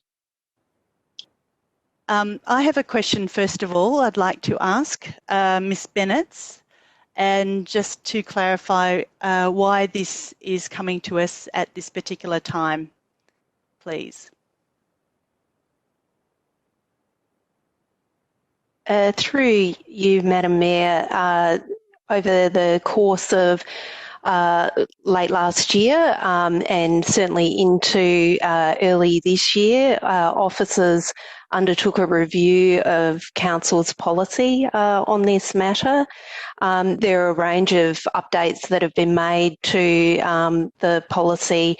Some of those major changes are outlined under 4.4 of the Council report.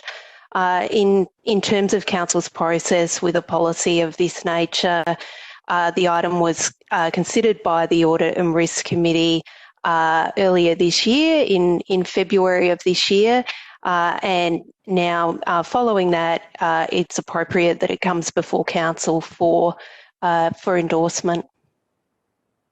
Thank you, Ms Bennett. Any further questions, councillors? If not, we have an officer's recommendation. Do I have a mover for that or something different? Councillor Copsey to move and Councillor Baxter to second. Councillor Copsey, would you like to speak to the motion? Again, Mayor, I'll reserve my right. Thank you, Councillor Copsey. Councillor Baxter? Thank you, Madam Mayor. Look, yeah, this is it's obviously an important policy for any council to have. Having rigorous internal controls to manage this sort of stuff is really important. Council is an enormous multi-million-dollar business employing huge amounts of staff and overseeing quite a lot of works and contracts and those sorts of things. So it's really important that we have a really good policy around that. And I thank the work, the officers for their work, and the Audit and Risk Committee for their oversight on these matters. Thank you, Councillor Baxter. Councillor Bond, did you want to speak to the motion? I guess I did, Madam Mayor. It's very fortunate that this fraud and corruption awareness and prevention policy is coming to us at this point in time. Every organisation is susceptible to being the victim of fraud and corruption at every single level within that organisation, from the bottom of the organisation all the way up to the very top. So it's very important that this organisation, especially one such as Port Phillip, has a very strong fraud and corruption awareness and prevention policy in place. We may not have necessarily had as strong a policy in place in the past, but as of tonight, we certainly will have one in place going forward. So I cannot stress how important it is that Council is passing this here tonight. This organisation will be much better off having in place a fraud and corruption awareness and prevention policy such as this. So I very strongly urge all my fellow councillors to endorse this policy wholeheartedly, and we can have policies in place and the procedures in place to deal with fraud and corruption within this organisation going forward. Thank you, Madam Mayor. Thank you, Councillor Bond. Would anyone else like to speak to this motion?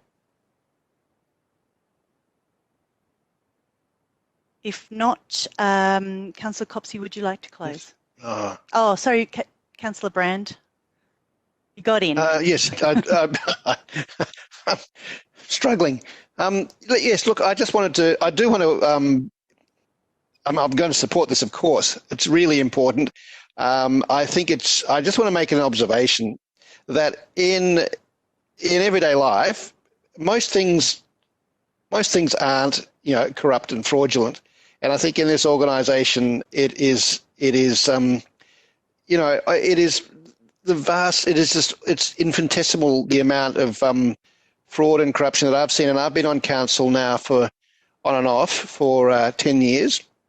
And it's incredible how little there is, but it does happen. And when it happens, it is devastating, not just to the community who's been ripped off, yes, but to the people in council, the council officers, and to councillors themselves. Every time something like this happens, like there's a case of fraud or corruption, which I think has happened maybe 2 or 3 times in fairly relatively minor ways in my time, it is devastating to the organisation, to the morale of councillors. Certainly, you just can't bear to hear it. We need to hear it. We need to have this system which prevents it, which minimises it, which makes us as aware of it as possible. So I'm totally endorsing it, but I just wanted to sort of make that point. Thank you, Councillor Brand. Councillor Copsey, would you like to close? I think there was another councillor in the chat. Mayor Ross. Yes, thank you. You're correct. Thank you. Councillor Pearl. Thanks very much, Mayor.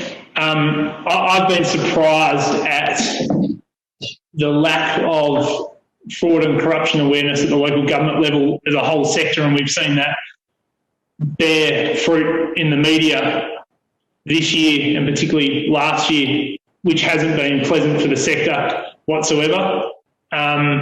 Compared to the private sector in Australia and internationally, the local government sector in Australia has a very, very long way to go.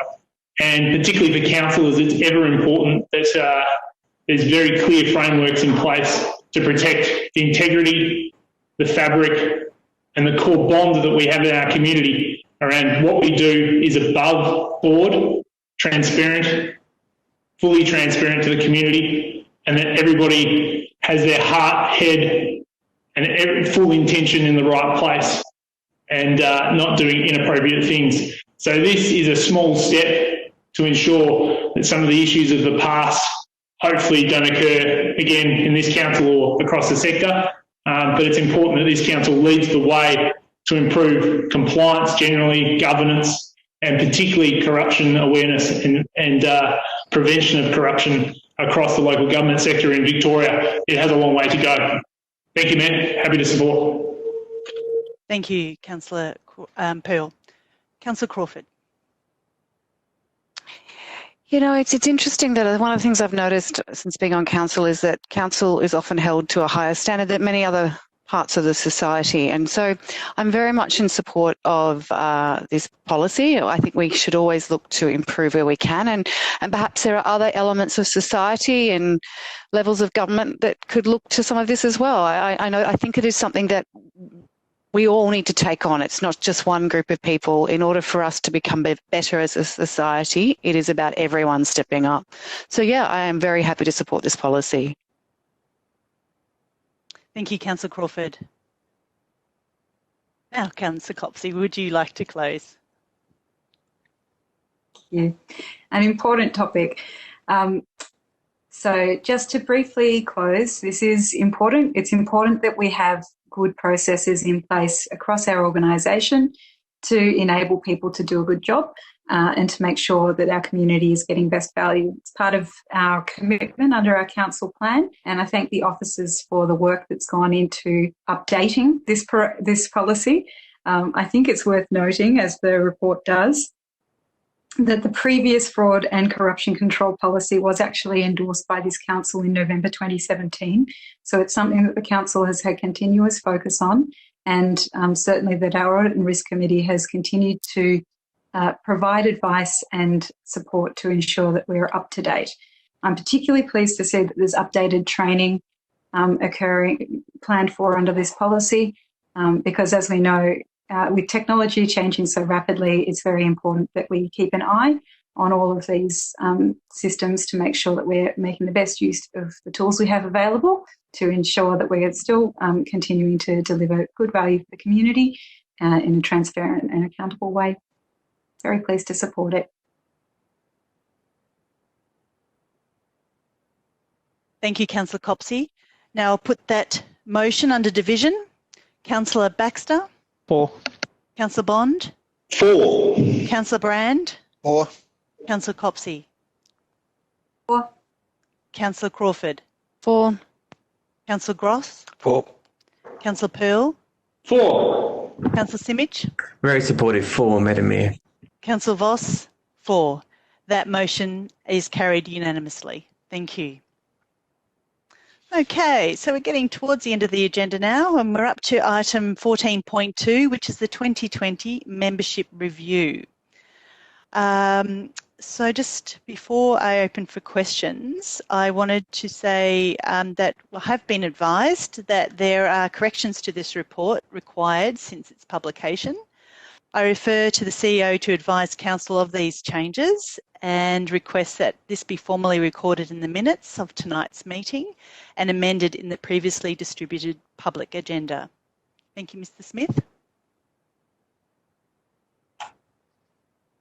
Thank you, Madam Mayor, and through you. The attachment to this council report states that the current fee paid to the Inner South Metro Mayors Forum is $47,500.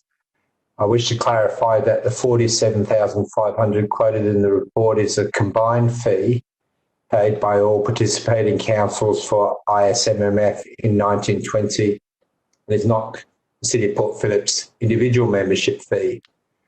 The 2021 fee for the City of Port Phillip membership to ISMMF is $6,668 plus GST each year. This amendment changes the potential savings of $106,000 from the officer recommendation as outlined in 2.7 on page 27 and 7.2 on page 30. However, the 106,000 figure does not include the potential savings from the officer recommendation that Inner Melbourne Action Plan IMAP fees, which are 42,000 in 2021, not be paid by Council in 2021 by seeking a drawdown of project and reserve funding held by the IMAP group. Recommendation for IMAP is that we remain a member but not pay fees next year. So some of those savings have not been included. So the ISMMF figure was overstated as a saving, but some savings have not been taken into account. So there's still potentially towards 100,000 of savings. When the changes to ISMF and IMAP fees are taken into consideration, the revised figure for possible amounts saved on membership fees from the officer's recommendations becomes around 114,000, so larger than the original 106,000. And that's dependent, though, on agreement from IMAP member councils. And I believe the CEOs are meeting to discuss that, to put to the IMAP Executive Committee in the next 2 weeks. And Madam Mayor, there's an alt rec, I believe, on this item. Thank you. Thanks very much, Mr. Smith, so for clarifying those items. Now, councillors, just before we open to questions, my intention is to put up an alternative recommendation which lists everything in the one motion, but have a second recommendation just to deal with the VLGA. As we determined earlier, there are various views on that, and I think it would be better just to pull that out rather than have that mixed up in all of the other debate. So, before I do that, before I start, I just wondered, is there any questions? Okay, not seeing any questions. All right, then we'll put recommendation part A. Do I have a mover for that?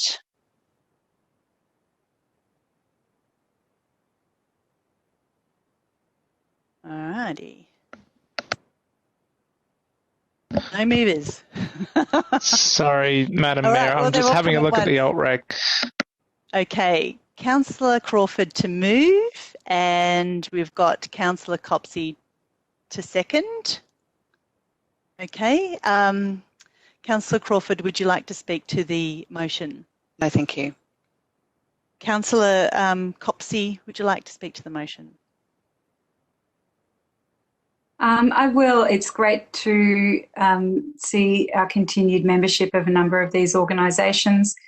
I've previously served as Council's representative to the Metro Transport Forum, and currently Council's representative on the South East Council's Climate Change Alliance Forum. I can confirm that both of those organisations are doing great work that's very aligned with Council's strategic priorities. And I know from the reports back that we received from many council delegates to a number of these bodies that I think one of the benefits of memberships is that we do more in concert, particularly here in local government, than we can sometimes achieve separately. So I'm pleased to support the alt rec part A, and in relation to those memberships that are slated to not continue, is there the second slide? Could I ask officers to display that? The second, not continue. Part 2. It is not to renew membership of the Committee of Melbourne, Inner South Metro Mayors Forum, ICLEI and Resilient Melbourne. Yeah. There they are. They're on the screen now. Yeah. I am particularly upset to see us not continuing ICLEI. I think that there is great value in that partnership, and I also believe that in accordance with Council's stated position on the climate emergency, we really should be participating in local initiatives to address climate resilience. So I just wanted to note that. But otherwise I'm happy with this recommendation and look forward to continued benefits of membership of those organisations that we're proceeding with. Thank you, Councillor Copsey. Councillor Gross, would you like to speak? I saw that you were looking at seconding. No? Councillor Brand? Yes, I'd just like to say a quick word. I support this motion, but I just want to comment on the ones which we would be moving not to renew. I personally felt quite regretful about the Committee of Melbourne one. We all have our individual regrets on this, and I feel like it's really rude and sort of rude and dismissive of council just to say goodbye to these. And I just want to say, to all those organisations, you've all survived cuts in the past in our membership reviews in the past. You all provide important things. You've been valued by us in the past, and it is very, very much motivated by this the climate at the moment where we're just trying to cut as much as we possibly can to make up for the budget shortfalls that we've been subjected to. So, I just want to sort of say sorry. And, well, I just wanted to say that because I just feel bad. But I think we've got to do it, and there we go. This is how it's come out. With a very, very rigorously, applied set of criteria that we all agreed on, and this is how it's come out. So I do support what we're proposing here. Thank you, Councillor Brand. Councillor Baxter? Thanks, Madam Mayor. Look, I'm pleased that we once again are looking at making sure we're getting the most value we can out of our memberships, and obviously there's many reasons why we have local councils set up the way they are, so that they can be local and accountable to their own communities. But there are many ways in which we need to and should work across those boundaries. And we get a lot of value out of those. So I can speak personally, but in terms of the Association of Bayside Municipalities, the collective advocacy and collaboration of those 10 councils with the Department of Environment, Land, Water and Planning on all sorts of bay-related issues, coastal hazard assessments, storm bite projections, and so on, and coastal planning. Obviously, we've seen just a huge amount of value out of that. So I'm really glad to see that we're holding on to that. Obviously, we see value out of the Metro Transport Forum, the MAV, and SECA, which us being part of that grouping of southeastern councils and that Climate Change Alliance is not only a benefit to us, but we provide a benefit to the region, and we really multiply that. With regards to the memberships that have been proposed not to renew, I want to echo Councillor Brand and Councillor Copsey's sort of unhappy feelings about that. But we need to look at all of these, run a really hard rule over all of them, and see which ones are currently delivering value for money. And if they're not currently, then we should get out, and they may provide opportunities in the future that would lead us to perhaps get back in. But those are decisions we need to make on behalf of our community to make sure their money is spent well.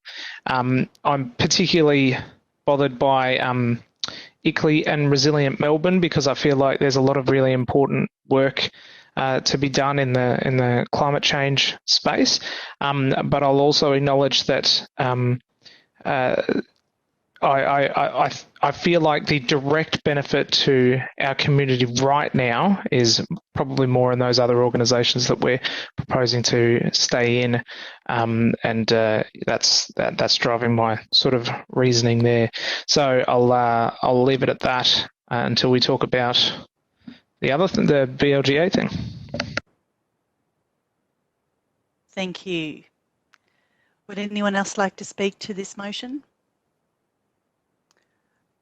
I'll also just say that over the past few months, I know that officers have been communicating with each of these membership organisations quite a lot, in particular the ones that were recommended not to be renewed, being those, well, there's 5 of them there on that list, and one we'll deal with separately.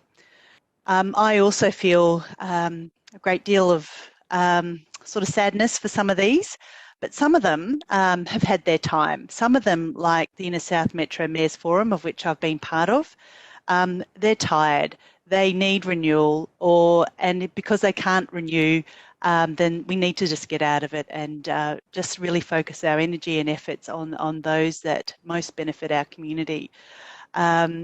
I think Resilient Melbourne, it's sort of morphing into IMAP a bit, and it's been part of City of Melbourne. It's never really been so much part of all the councils. I think it's been a little bit disappointing, even though it had such high hopes and such great aspirations as part of the Rockefeller Foundation. And of course, Committee for Melbourne, which I've had a lot to do with, and I still continue to have a lot to do with, and I get an awful lot of a benefit from the Committee of Melbourne for Melbourne. So I just wanted to say thanks to all of the organisations that provide, that we're a member of. We do get tremendous benefit as councillors, as a council.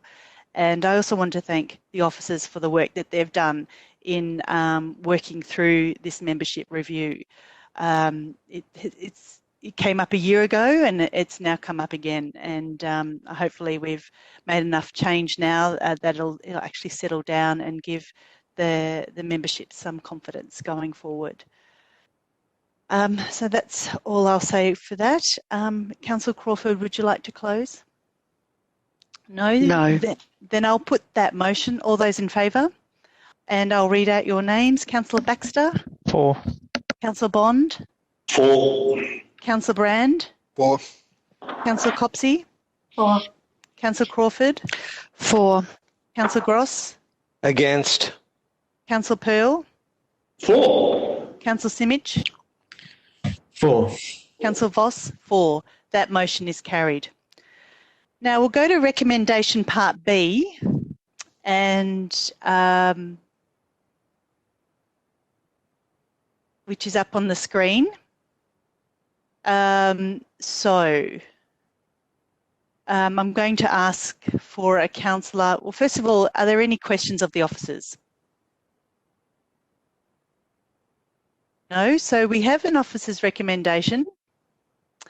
I have a mover from Councillor Bond to move, and I'll ask Councillor Bond which option he wants to move, and then we'll... Yes, I'd like to move option 2, thank you, Madam Mayor, that Council resolves its intention to not renew its membership of the Victorian Local Governments Association, VLGA, and works with the VLGA to commence the transition process. Okay, thanks, Councillor Bond. Do I have a seconder to Councillor Bond's motion? Councillor Pearl to second. Councillor Bond, would you like to speak to the motion? Yes, I think the VLGA is another organisation that has run its race. There's now, I think it's down to close to 40 of the 78 local government councils are still actually members of this organisation. It's very much an inner city based organisation.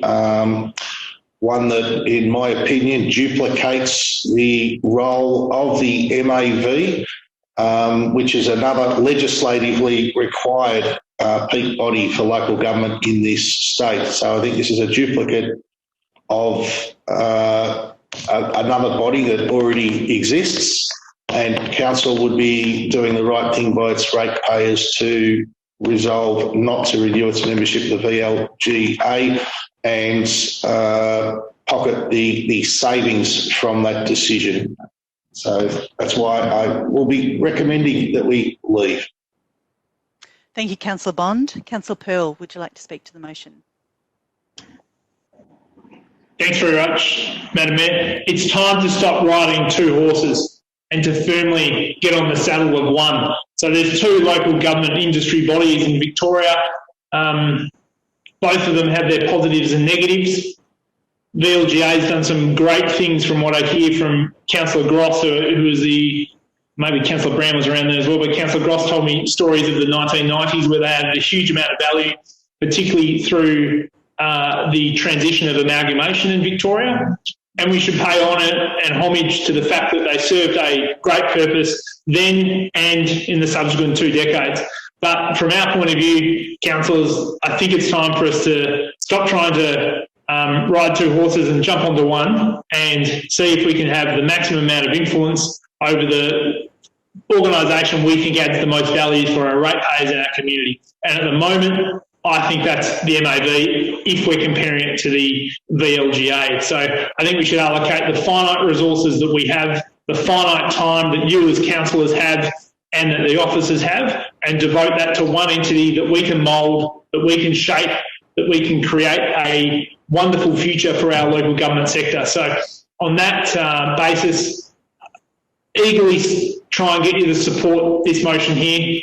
We support the VLGA, but it's time to move on and it's time for that organisation to really have a good look at itself and see what its future looks like.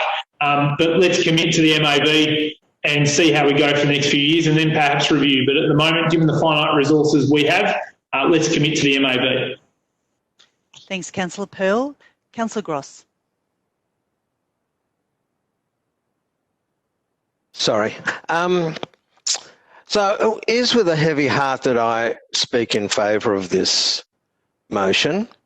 Yes, I was there observing the creation of the VLGA, and I won't go into that ancient history.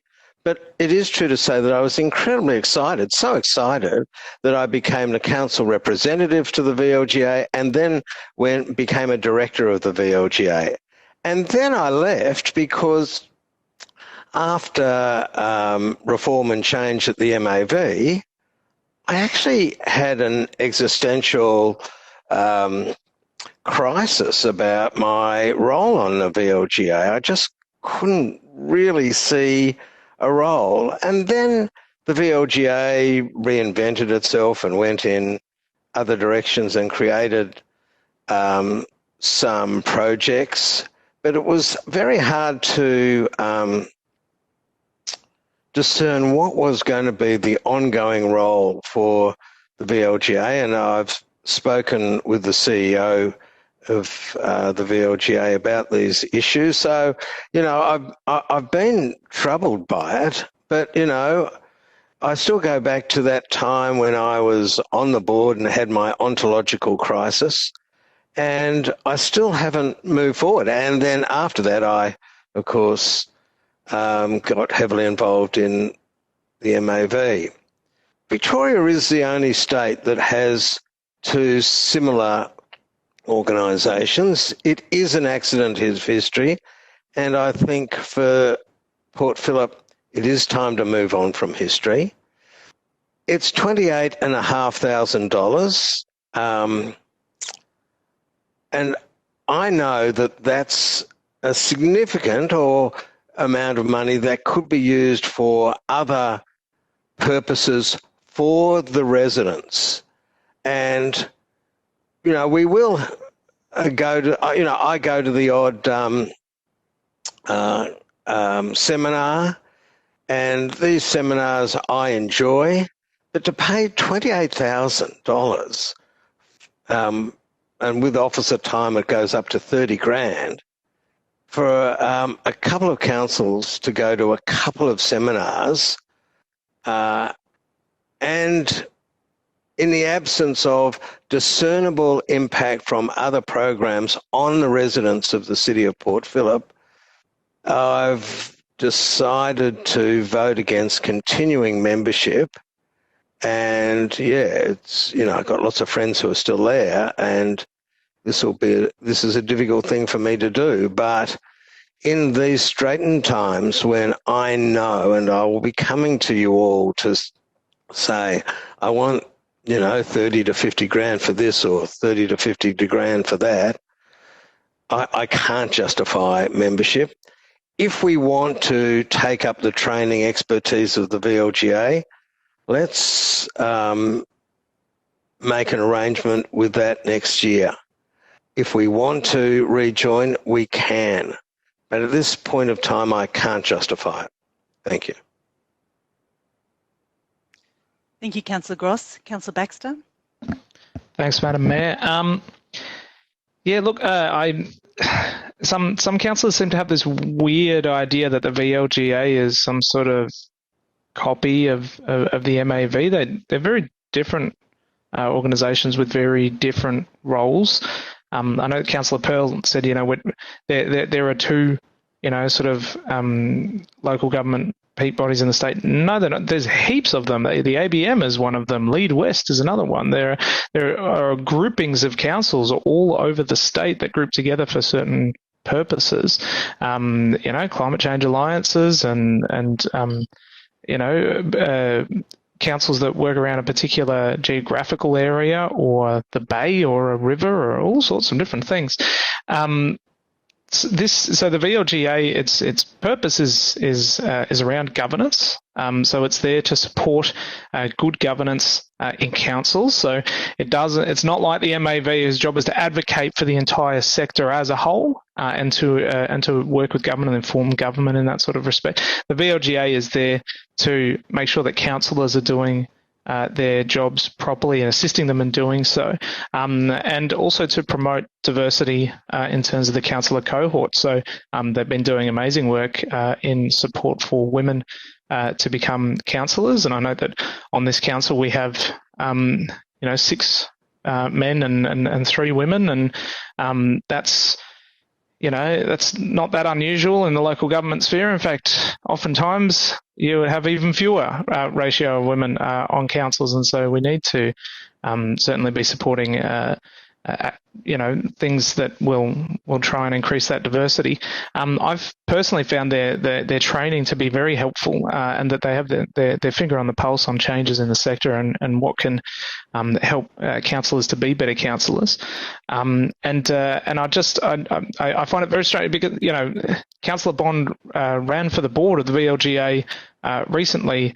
And is now saying it's a useless organisation that serves no purpose. I find that really strange. Either you want to help, run a good organisation, or you don't think it is. So I'm just absolutely baffled by some of the arguments that have been put forward tonight. I think that we should stay in the VLGA and work with other councils. Yes, it is somewhat inner city centric, and so are we. That's a great benefit to us and our community, as well as all of the other great things it does. So I think that so I'll be voting against this motion, and I will foreshadow that if this motion fails, I will put forward the other option, which is to renew its membership, council's membership of the VLGA. Thank you, Councillor Baxter. Would anyone else like to speak for or against this motion? I will actually like to speak against this motion, and it's on the basis of a couple of things. And my recent experience, I just want to outline with the VLGA, has been quite outstanding. The VLGA recently, has, I think, has hit its straps. It is delivering programs cheaply, nimbly, and virtually at the moment that are terrific. They're engaging, they are simple, and they are very, very informative. I've got a lot of benefit from the VLGA's programs recently. I also wanted to call out, one of the other benefits that we're nominated for the Heart Awards this year, and I hope we win it. And this is a program that the VLG puts forward, and our Heart nomination is the Morning of Morning. It well and truly deserves to take out that award. It was Councillor Gross's pet project, and it was one of the best experiences that I've had as a councillor in a very long time, and that's part of the VLGA and what they're on about. Their Women Leading Change program, I think, is excellent and exceptional, and without the VLGA, I truly believe we would have far less women candidates in the local government elections, and I think that would be a terrible shame. The VLGA will still continue without the City of Port Phillip's support if that's the case, but I do believe that the City of Port Phillip's support will help them go even that much further. From a personal perspective, before I became a councillor in 2012, I attended a workshop at the VLGA. And I can tell you, I met some councillors and I talked to them about their experiences, and it was that really pushed me over the line about wanting to become a councillor. I didn't do it through the City of Port Phillip, I did it through the VLGA, and that was very, very valuable to me. So just those couple of things, let alone the wealth of other benefits that they give our community and the councillors in terms of resources and helping them be a better councillor is really worth it. I have to also say that the VLGA and the MAV are nothing alike to me at all. Having had a deep experience of both of them, they're just chalk and cheese, and so I don't think you can compare them. They both have different mandates in terms of what they do. So I won't be supporting this particular option 2, and instead, should this not get up, I will be supporting option 1 from Councillor Baxter. Would anyone else like to speak? Yes, Madam Mayor, I'd like to close. Yep, Councillor Bond, yes, could you please close now? Thank you. Just to address a couple of the points raised, whilst it is true that this current council has 6 males and 3 females, very observant of the councillor who made that observation. The previous council, this one, had 5 females and 2 males, so which means the last 8 years we've had 8 males, 8 females. We've been exactly split down the middle, except it is weighted one way. In the last 10 years we've had a male mayor for just the single year. The other 9 years have all been female mayors, so I'm not sure there's much advantage for the City of Port Phillip in some of the programs offered by the VLGA if their intention is to ensure equality amongst male and female councillors. We're already there, so I think it's we certainly could save that 28,000 and put it towards some of the much needed programs within this city that we're currently debating amongst ourselves as to what we fund and what we don't. So therefore, I urge my councillors to support this motion before us. Thank you, Councillor Bond. Now I'll put that motion under division. Councillor Baxter? Against. Councillor Bond? For. Councillor Brand? Abstain. Councillor Copsey? Against. Councillor Crawford? Against. Councillor Gross? For. Councillor Pearl? For. Councillor Simic? Against. Councillor Voss? Against. That motion has failed. Councillor Baxter, you foreshadowed to go to option 1. Would you please read that motion, and we'll get a seconder. Yep, sure. Thanks, Madam Mayor. So 3.7, Council resolves to renew its membership of the Victorian Local Governance Association, brackets VLGA. Thank you, Councillor Baxter. Do I have a seconder? Councillor Simic to second. Councillor Baxter, would you like to speak to the motion? I'll reserve my right. Councillor Simic, would you like to speak to the motion? I think all of the arguments in favour of the staying with the VLGA have already been covered. I support all of them. For any councillor who thinks that we've hit equality, I think we have to look far beyond council. We really need to do everything we can to encourage diversity on council and for more women to participate and for a strive for true equality as we move forward. The VLGA only goes some way to helping us achieve that, and our participation with the VLGA is much deeper than that. The VLGA does incredible work. It's different to other organisations that it's been compared to. I'm really heartened to hear Councillor Voss's personal story with the VLGA. I've also had really good experiences and really believe that we need to maintain our membership, because the VLGA will continue to exist even if we're not part of it, but it will continue to thrive as we stay part of it and councils don't move away from it. So I really urge all of my fellow councillors to make this important decision tonight.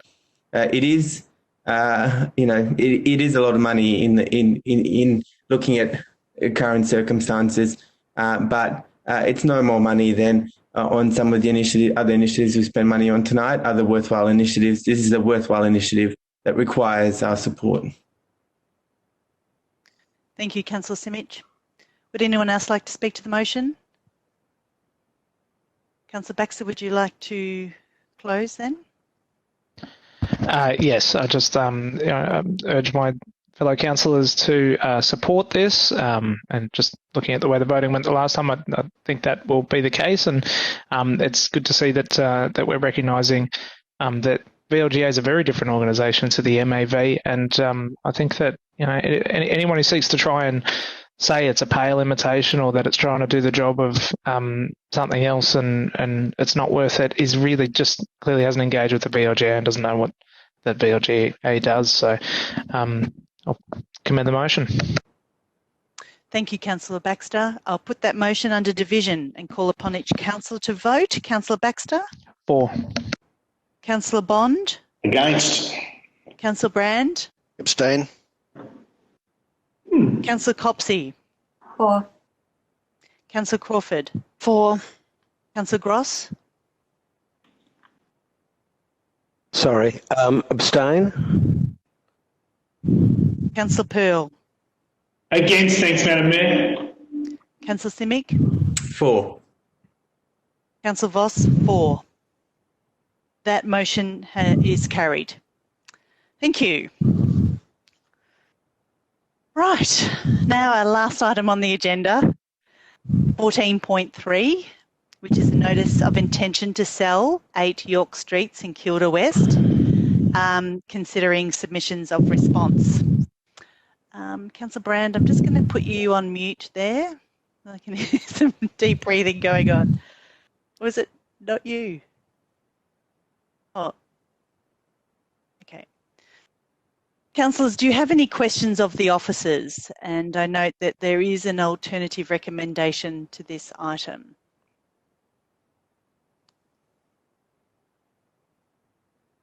Okay, I might ask the question of what the change to the recommendation is. I'm just wondering perhaps if Anthony Savinkov potentially can talk us through that. Madam Mayor, our intention, should the recommendation be accepted, our intention is to follow the best practice guidelines for the auction procedure. So this recommendation, this alternate recommendation, better reflects that. Thank you. So if I guess there was some concern that we might this could be possibly sold under market value or at the wrong time or something like that, you would have in place something that would ensure that we'd get the best possible price for council for our community asset? That's right. So the guidelines in respect to the auction procedure, they ensure that the opportunity is adequately exposed to the market, that the sale respects the market value, and that there's a proper process. Okay, thank you. And can I ask, is there a timeline for when this will go to market? Has it already been decided? Subject to the resolution, we could put it to the market almost immediately. Okay, thank you. Any further questions, councillors? If not, we've got an officer's recommendation or alternative recommendation as we're seeing here. Do I have a mover for that or something different? I'm happy to move. Do I have a seconder? Councillor Brand to second. I don't need to speak to the motion. Councillor Brand, would you like to speak to the motion? Yes, I would. I would just like to point out that the sale of public assets is something which I think, very fundamentally normally against, because so often it's something which we, even if we might perceive we don't need it at the moment, it's something which is an asset which in some way is going to be irreplaceable.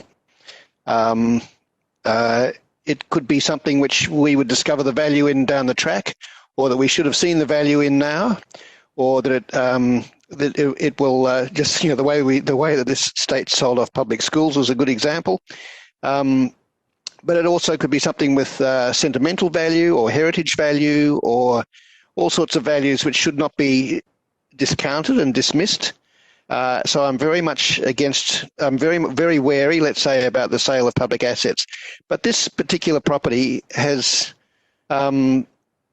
almost nothing to offer us in terms of use value, in terms of anything that I can perceive that we need in the future, except that it has this incredible monetary value in the market. It's such an incredible location for a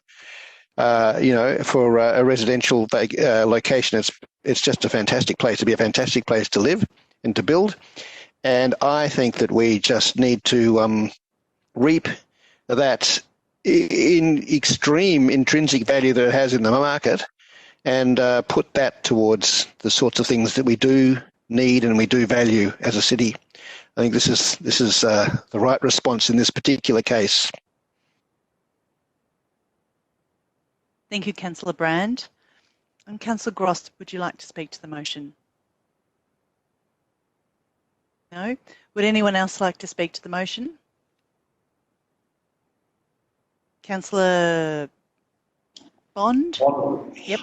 Thank you, Madam Mayor. I'm not going to support this motion. I think this is too valuable a site to be selling in the current environment.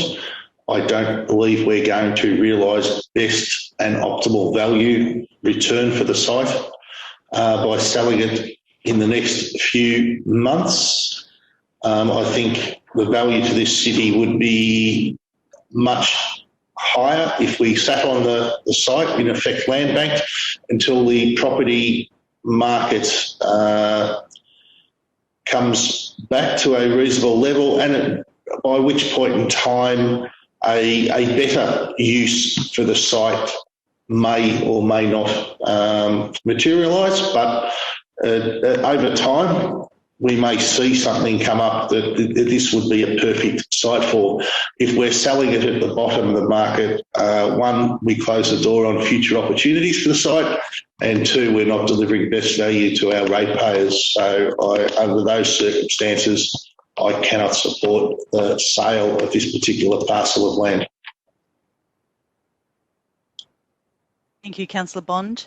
Councillor Pearl.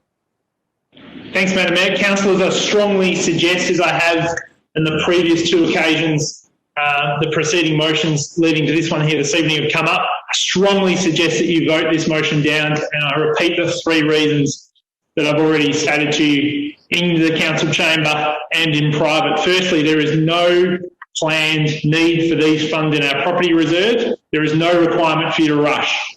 Secondly, in the long term, the evidence indicates that the investment outcome to ratepayers in the city would benefit from keeping this site in the existing portfolio. And finally, this is not a market to be selling an asset such as this in. Property generally lags financial markets, which would indicate that in many, over the last few decades in any case, that we've owned this property, that we're probably, this is not the opportune year to be selling this sort of wonderful property. And as we heard before, officers have indicated that we could go out immediately and sell this, and I think that would be a huge mistake. So I implore you to take a deep breath, take a calm, focused look at this property and just leave it where it is. It's a very easy decision.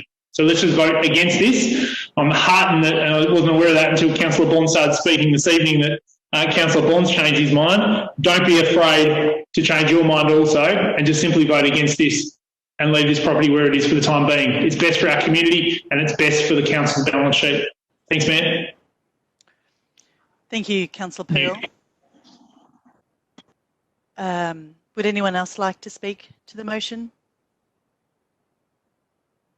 Then I will put that motion by division. Councillor Baxter? Abstain. Oh. Mayor Voss, I had put comment in the chat. I'm sorry. I think it's too late now. It is too late, Councillor Copsey.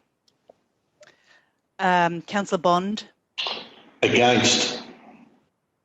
Councillor Brand? Councillor Copsey? Against. Councillor Crawford? For.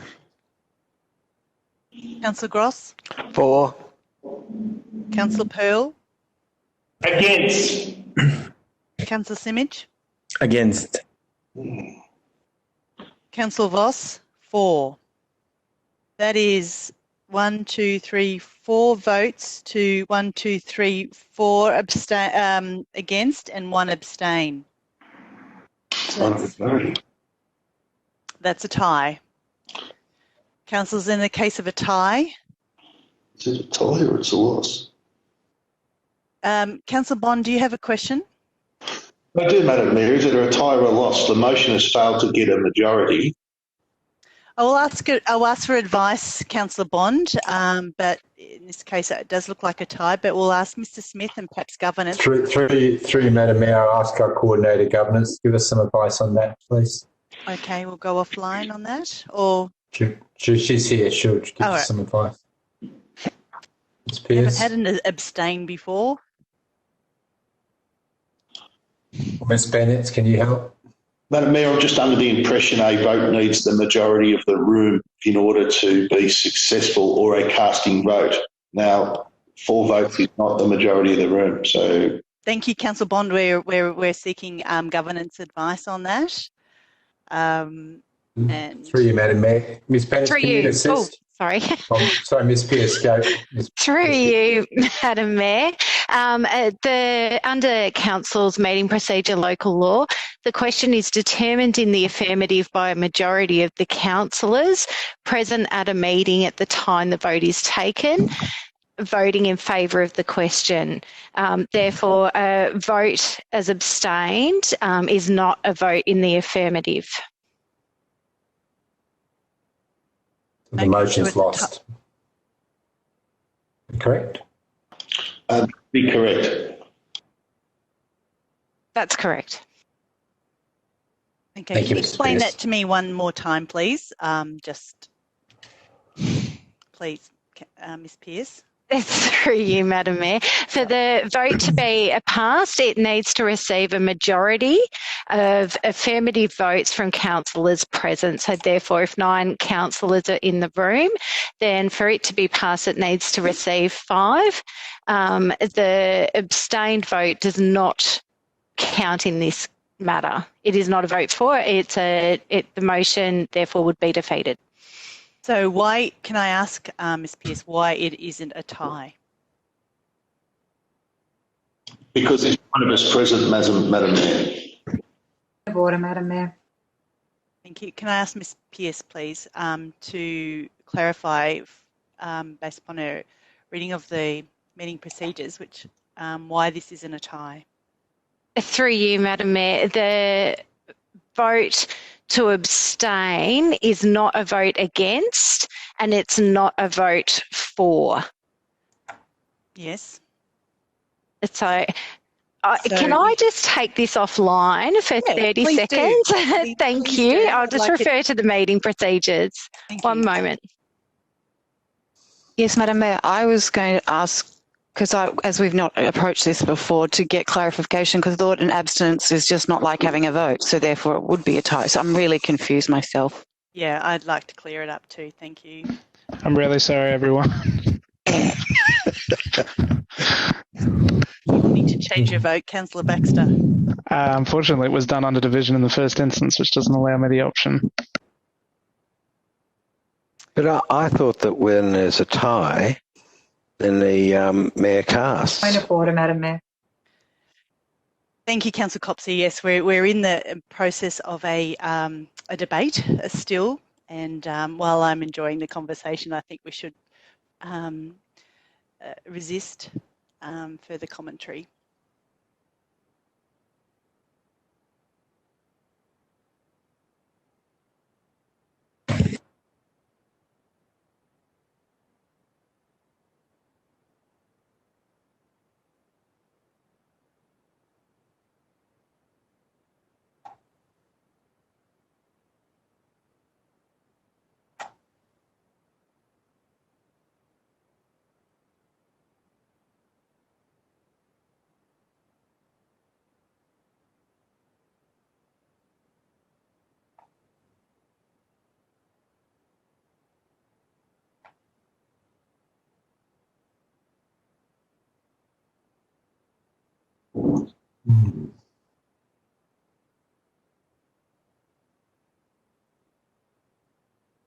There is an option to do a recount as often as necessary to be satisfied of the result.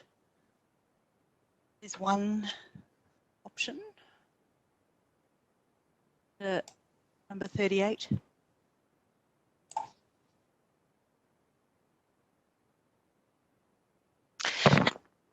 Madam Mayor, if I may, sorry, yes. Thank you, through you. I reconfirm my advice. That motion is lost. Vote to abstain if a councillor is present is counted as a vote. It's not a vote for and it's not a vote against. It is an abstain. So therefore, the motion is tied. If it can't be passed, then it is taken to be lost. Okay. I am still confused, Ms. Pearce, because normally if it's tied, then the chair has a casting vote, and yes, I'm not quite clear on that. Is that Ms. Rosick? Is it? Or?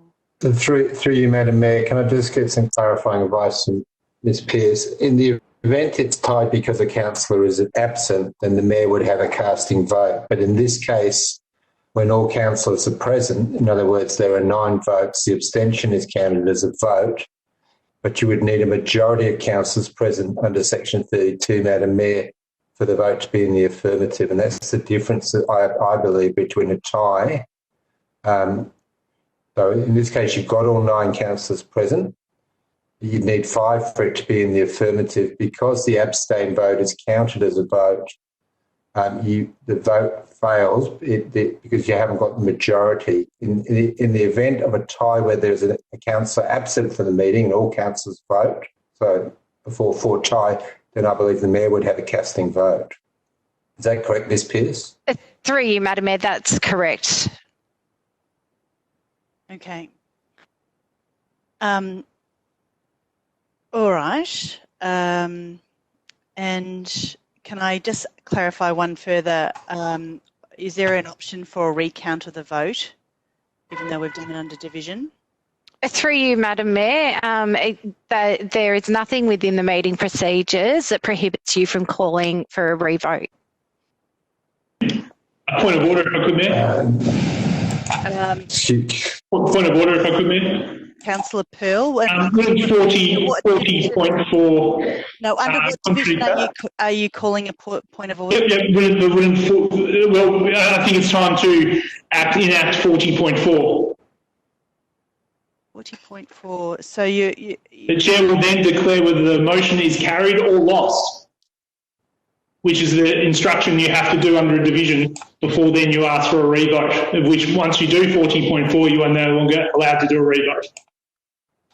Thanks. Okay. So under your point of order, you're raising that we're perhaps this is contrary to this local law. And you're pointing out that the procedure for a division that you can't Yeah, I'm asking you to move forward with 40.4.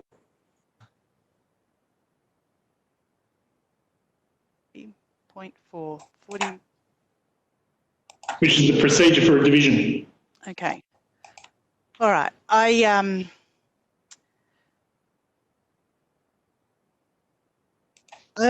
will go with her advice and declare that motion lost, and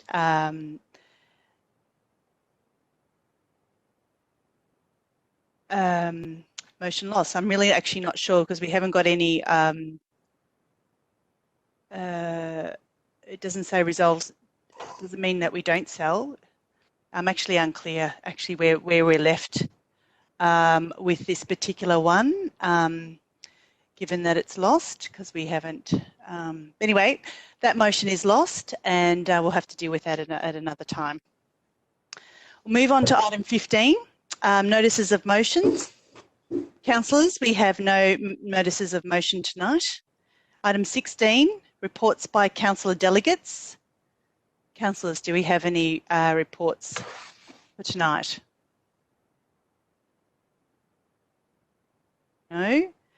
Item 17, urgent business. Councillors, are there any items of further business, of urgent business?